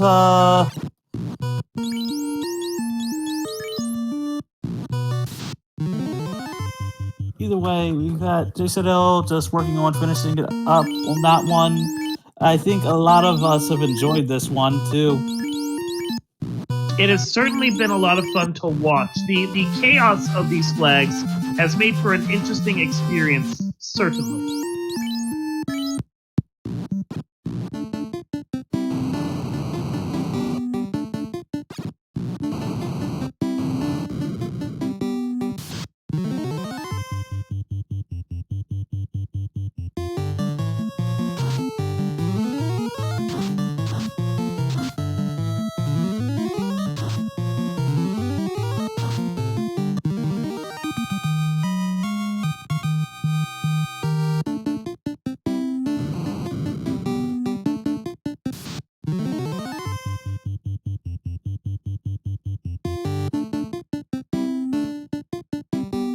We're now here in the treasury, still looking, I guess, for a decent grind tile. We know the Agamas are lurking out there. We know the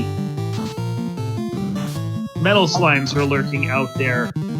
I was going to say, I think Jay Seidel has seen the Agamas just probably maybe trying to find a better weapon. Maybe. But he's not really checking a lot of chests. He's mostly just checking grind tiles.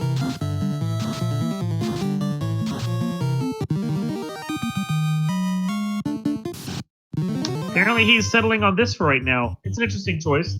Like, the birds being in this pack can make this not as valuable as it should be, but if you can get enough whiz mummies, it's a decent pack. And they are dying to a single fade, of which he has 4 casters. Which is very, very useful. Already in his 30s. Is that enough? No, he's still flying away. He's going to Marsh Cave. This is more of a either going for an item or, as you said, trap tiles. Trap tiles. There's what, 3 or 4 of them down here? Wizard tile plus, I think, what, at least 2 tiles in the... At least 2, yeah. Wait. Ooh, opal! Well, I'm not going to complain about that.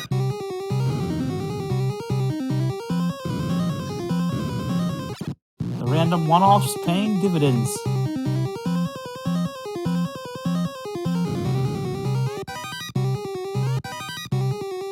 Although, since JSL is here, would you consider checking the chest, Darkmoon, if you were in their position?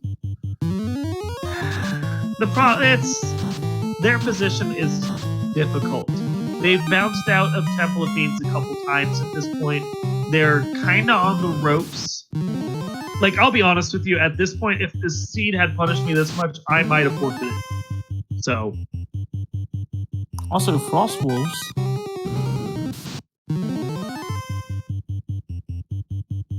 Bear in mind, there's no guarantee of anything being down here because March is completely unincentivized in this flag set currently.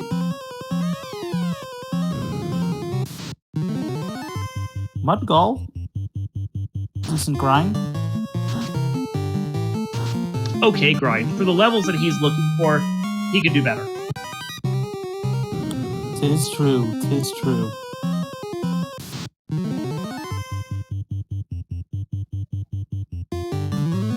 Thankfully, there's very little fear in here at this point. In fact, the mobs are running away from him.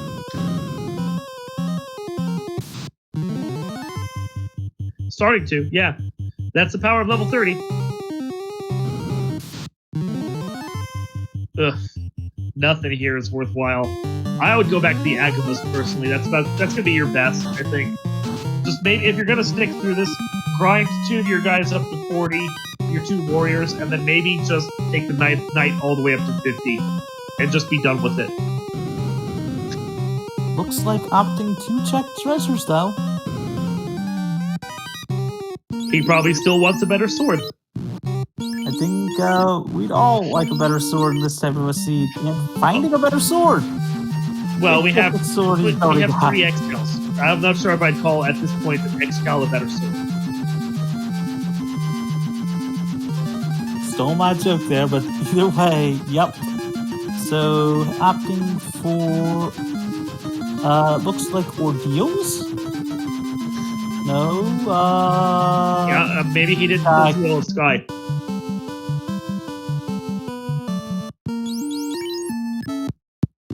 So we have yet to find anything good except for that Vorpal.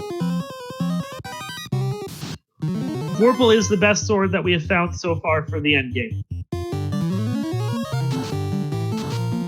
So we're gonna stick with Jay Scheidel through to his next dive to Topher, and then we will bounce out at that point.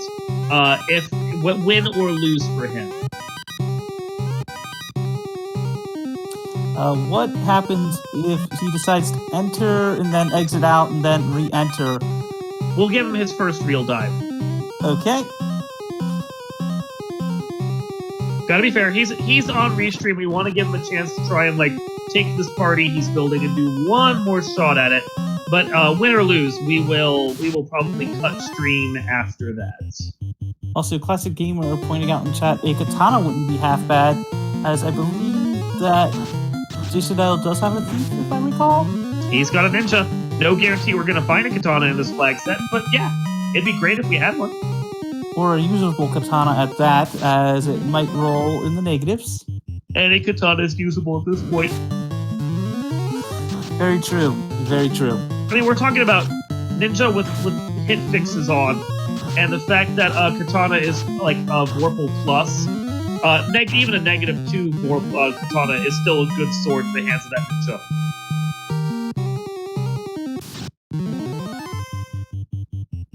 And he can, of course, walk and grind this lore here and get plenty of experience off of everything he's fighting. If he so chooses. Speaking of treasures, did we see the rest of the Agama floor in Volcano? I don't believe so. But he's already left Volcano. I doubt he will go back to that. And not getting a whole heck of a lot out of here.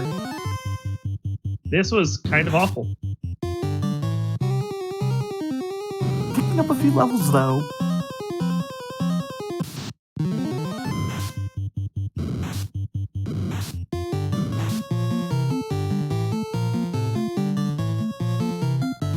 Levels are good. Levels are going to be the one thing that helps him get through this at this point. He needs enough health and the hits from this fighter to be able to take out that chaos. Chaos is going to be the problem. And I think a lot of our runners are going to, as you said before, remember about and probably use a black belt next time. I would not be surprised if next time we have a bunch of black belt users. Yeah. Blue D at the Blue D spot. This might just be the best grind you're gonna get. I mean, it's a grind tile. It's a tile. It's a tile out a door. It is.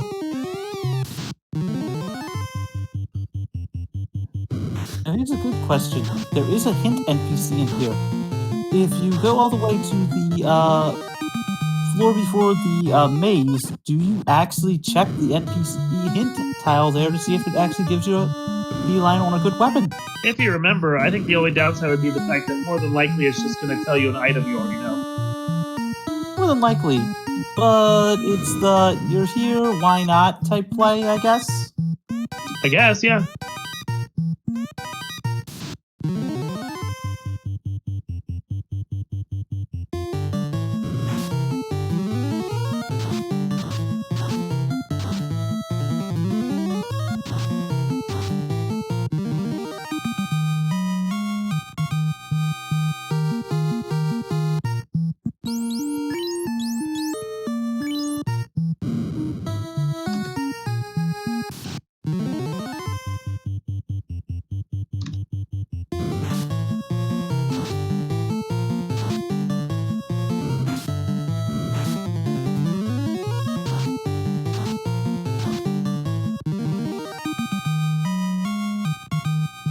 So, Jay Scheidel is already at 32, 33 on his guys. He's getting the levels off of this, even if he finds no gear worthwhile.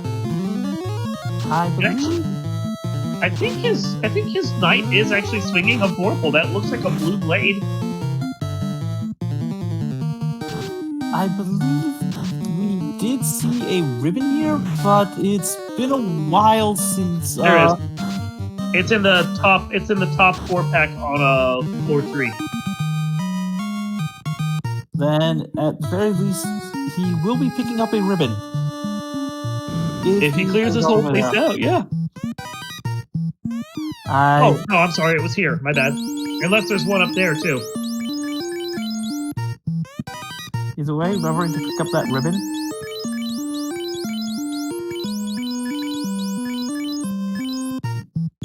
Now his fighter is in great shape.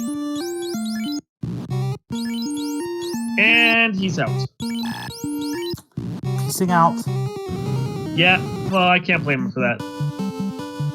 Ribbon, yep. That is good. And, ooh, a Tyro. Steak and wings.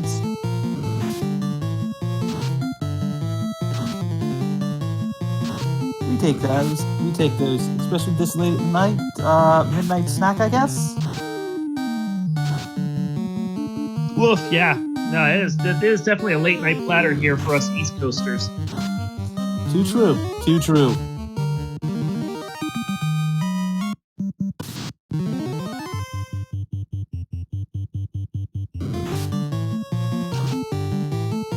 Even gonna take this Ankylo fight. Bold play. Now, thing about it is, he has an X-Scowl. We saw him pick one up. He has a Vorpal that he's swinging on his knight. Were it me, I would put the Vorpal in the hands of the Ninja because he has the extra hits. More hits means more chances to crit. And I'd probably put the X-Scowl in the hands of the Knight. Just try and balance them out as best as I can. Also, stopping into Provoca, probably seeing about, maybe Mute?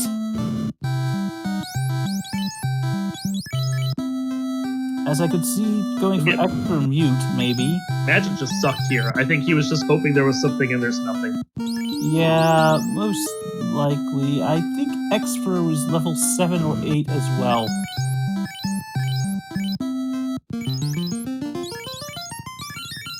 Did we see a tavern? Yeah, tavern mode is on. Oh, I know that. I'm saying, did we actually see a tavern change? I mean... No, I doubt that. I think he was just reviving. Ah. His white mage was dead, so... Yeah, pretty much. Let's see, nothing good at Melmond, although I think we had Nuke here.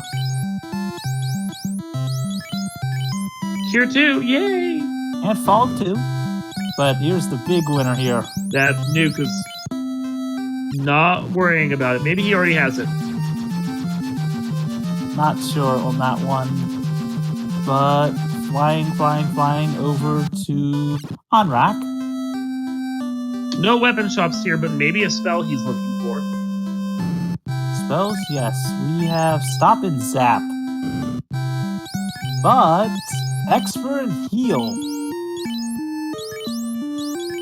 As far as he's concerned, that's Buckus. Does have a White Wizard, right? He does. Their class changed. Expert is sort of useful. Ish. If you can get to land. If you can get to land. So let's see. Here was wall. Wall is useful. Wall is a good buy. Oh, I know what he's looking for. Temper. Temper being at level 8. Yes, indeedy. And will basically hold on to those charges like his life depends on them. He's at level 30. I can't remember exactly how many charges he's going to have of this tier 4 or of that temper. But if he's got 4 shots of it, I would probably end up burning maybe 1 at Kraken and save the other 3 for Chaos. Tiamat's weak enough, you know you can take him out without. Oh, that's even worse, though. Did you see what the other spell, the other spell that was on the same level? Lock No. 2. Well, I mean, Lock and Lock 2 against a boss are the same. Because, I mean, when you're talking... Lock 2 is basically Lock, but multi-target. And when you have Lock... like a boss you're fighting, it doesn't matter if you have Lock or Lock 2. And they already have Lock, or should, so Lock 2 is only okay. No, it's level 1. I'm not sure if he picked it up or not, and I haven't seen his spell menu in about maybe 30 minutes. Yes. Still desperately hoping for a sword that's worth swinging. Still not finding it. But Saber? Does buy Saber for his ninja. That will actually be useful to him. Only going to get 4 shots of it, but again, you use 1 against Kraken, you save the other 3 for Chaos, and you hope for the best. Picking up Ruse on his White Wizard, that way that White Wizard can stay alive. Also, I think might be getting it for his Knight. Only going to get 2 shots of it, but 2 is better than none. Very, very true. And with Saber on that ninja, throw a Vorpal on it, Saber, that might be your answer? Question mark? Saber's nice.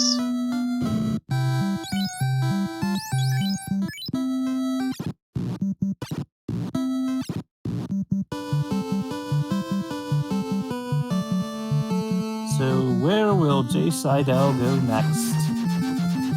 Around As the world far away tour? from Chaos as you can.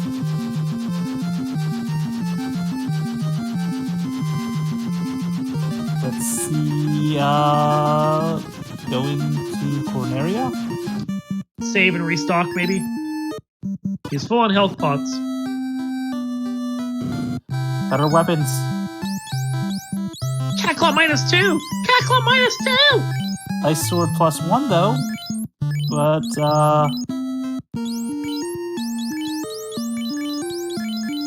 Thanks to SpeedGaming 3 for the raid of 83 viewers. We appreciate it.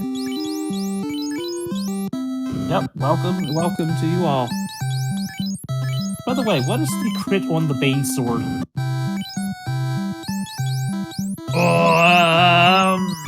Not as good as other swords.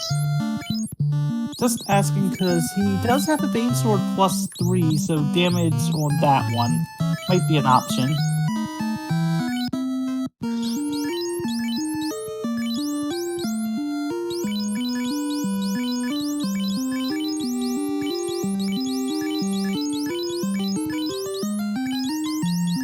Also getting to pick up some good armor here.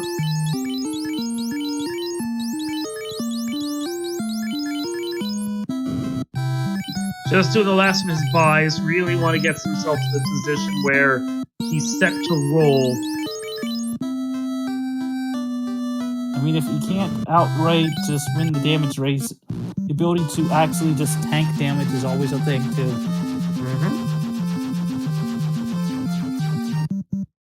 And looks like we're going to see one more dive.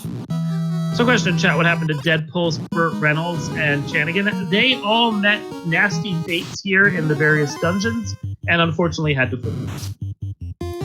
It's like that Majora's Mask video of you've met with an unfortunate fate. The Happy Mask salesman got to him.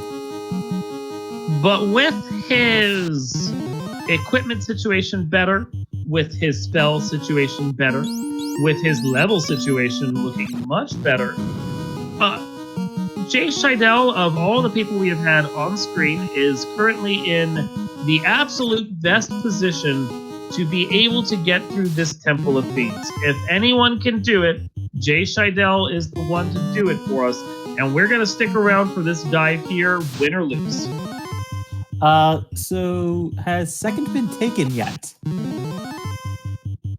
No. No, the only finisher we had was Thunderclawed an hour ago. I'm guessing everyone else took a fighter party, and the only person who took a black belt was the one that was perfectly equipped for the way that this seed played out. Yeah, the one piece of information that I think everyone is going to be remembering from now on is, remember, a black belt's damage is not tied to its strength.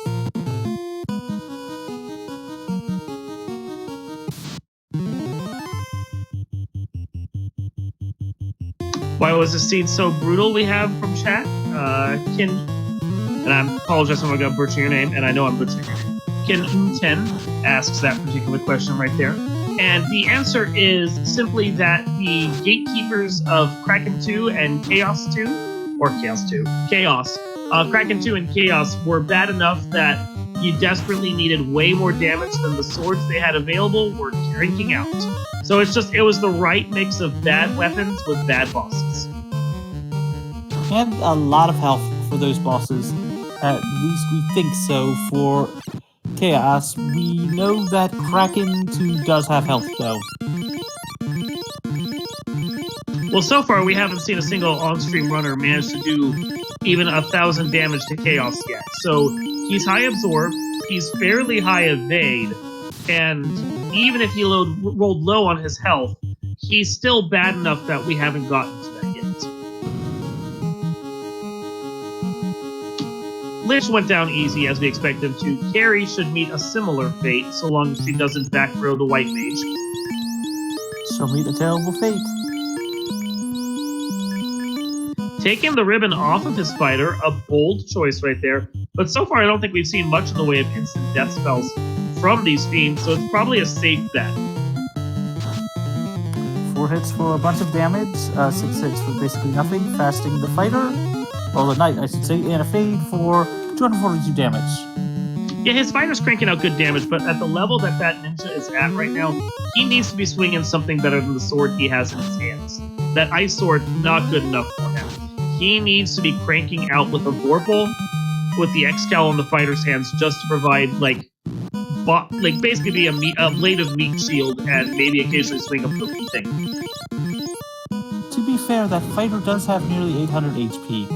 Oh, he's great, don't get me wrong, and he'll do just fine. Maybe he can get through Chaos on his own. He's got bruises, there's white shirts that are going to come out, Chaos's punching isn't going to matter. The spells that Chaos has, though, that could be a problem. You're gonna have to, oh, and hey! He paid attention to what I was saying. Yep. Good man. In your mind. Also, that knight does have fade as well. Doesn't look like he actually picked up Bruise. I'm wondering if Bruise was in a slot the fighter couldn't look. Oh, ouch. Ouch, indeed. Well, there goes all that defense we were hoping to use. Struggling to think how to regroup because he's lost his life caster now. 10 hits for 300 and change damage, though. That's nice. That is very nice.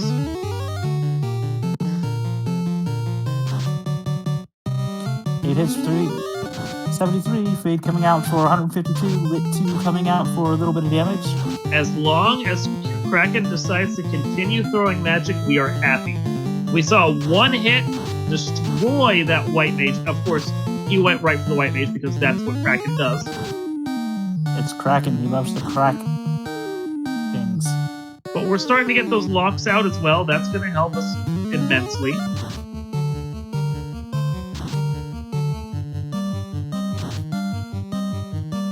Kraken has got to be on the ropes at this point, though. There cannot be much left in his gas tank.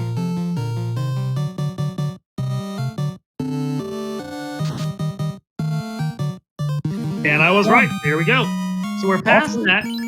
We do have the problem, however, again, that we do not have our Lifecaster. Lifecaster also was the one with the white shirt on, so we will probably want to move the white shirt. Also managing to save that spell charge of Temper as he managed to get Kraken down before it was cast. Which is very nice. Question in chat about whether or not Jay Shodell found the katana. We didn't even realize there was a katana. He does not have it. So... Wait, there was a katana? Where was Apparently. the katana? I don't know. Classic Gamer's telling us there was a katana.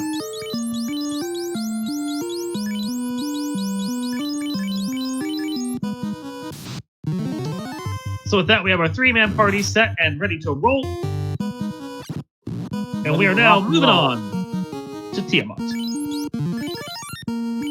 Ready to rock and roll, so ears open. Putting the ninja near the back. Ooh, gets an unlucky rock gold pack. They're trying to run away from this. They have anti-fire, though.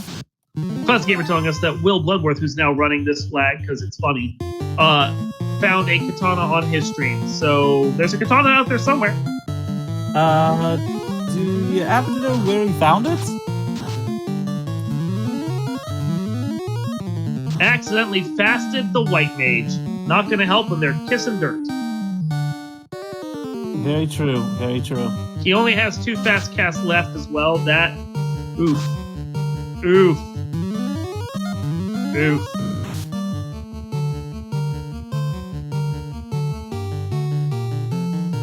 One just said, oh, you got this. You got this. Starting the white shirt. I think I saw him cranking up one of his spades to use. There it is right there.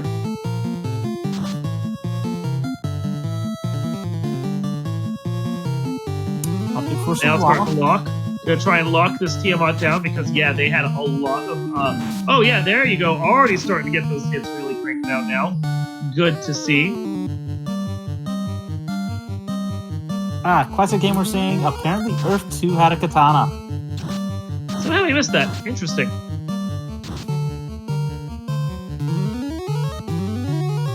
Technically, would it be Sky 2? Technically? No, Earth. Oh, no, Earth. I'm saying because the Fiend of the Sky was in Earth. Nah, it's still the Earth dungeon. Yeah, I know, but it still makes you feel that it's sort of Sky because Tiamat there, but yeah, either way, just on Tiamat right now, so let's have some fun and see if it makes it. Also, apparently the katana was a -1. Still would have used that right now. Katana and a Warple cast back or swing back to back. That would be fantastic. That's an amazing weapon spread for this type of seed. Okay, cracked free turn there, thankfully. This Tiamat actually was beefier than I remembered.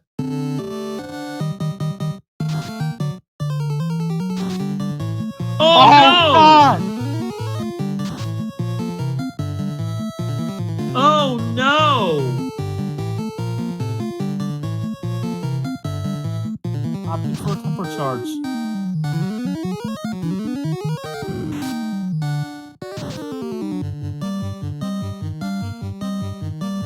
I don't know how many tempers that black wizard has left, sadly.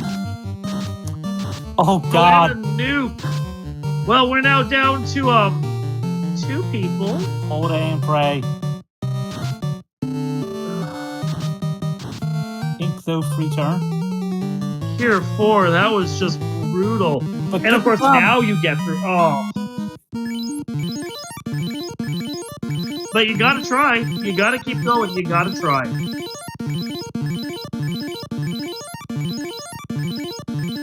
Having to be careful with those. Well, looks like they will have enough heal pots for this. Yeah, they'll get through this. I don't... Without the tempers... He's got sabers. Saber is gonna help. But without the tempers, it's really... it's just gonna be a push. You're going to probably see a... opting to take this fight on that one. I think he wants whatever level he can get. Yeah. So let's do the Iron Gulls. And the question in chat, who rolled this curse seed? That would be me. I am Darkman, I'm your host. Joined in the booth by Bagius. Karan behind the scenes doing our tracking, although at this point mostly he just gets to hang out and heckle our runners. And have some fun with it. But we are at Chaos. Question in chat about whether or not Ninja has fast. Ninja does not have fast. Fast is level 6. But the ninja does have temper. Unfortunately, Ninja Saber. does not have a ribbon. Bear that in mind.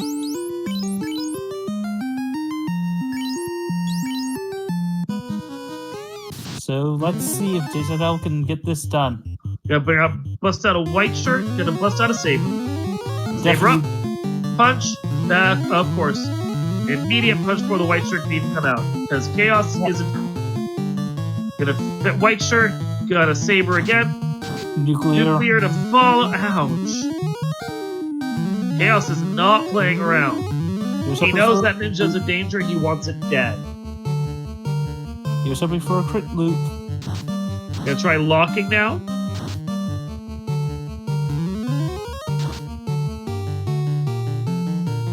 It's Swing. 4 hits for 90 damage, and then another swing. 5 hits for 200. Damage poison, that is... He needs to start... Oh. He's gonna try and chip heal the Ninja, but once that nuke comes out, if it comes out, that's not gonna work well at all. No, it isn't. He's got good damage, we know this. Oh no. I feel for him. I feel for him. I do too. And there's nothing he can do. If he's lucky, he gets 50 damage. He can hold A and pray and just hope that he can somehow get through this. Yeah. But the crit loop's going to be hard to get with an ice sword and his character in the top slot. True. Although, even then, Chaos is missing. Chaos doesn't have to miss in the spells, though. This is... And that'll do it right there. Badly. Yeah. That's sad. It was a good try. It was a really good try. Okay, with that, though, we've been going for over 2 hours, almost 2 hours, 2.5 hours. We are going to wrap this up. If you're interested in watching this race continue onwards, and bear in mind we have had at least a second player finish, ZeroCool512, with an official race time GG time of 2 hours, 18 minutes, 22 seconds. If you're interested in watching any of the runners that are still going, we're going to post a link to the race time room in the chat.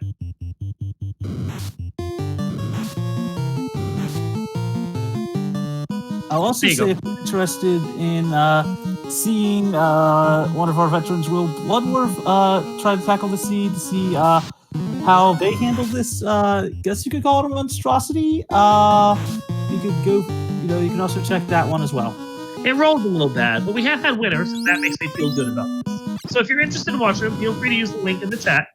They'll be continuing going on. You can watch live on racetime.gg through the chat room right there.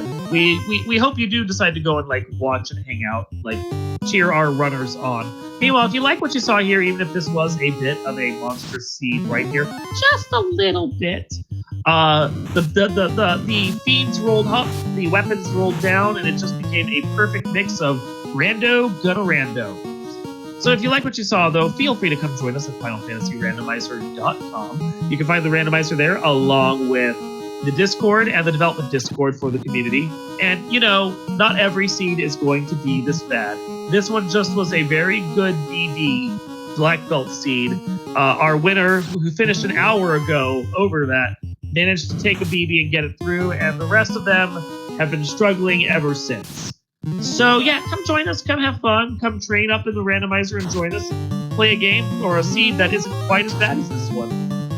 Myself in the booth, DarkWinnieX, joined by Magius and Karant behind the scenes doing our tracking and heckling our runners, because it's been fun.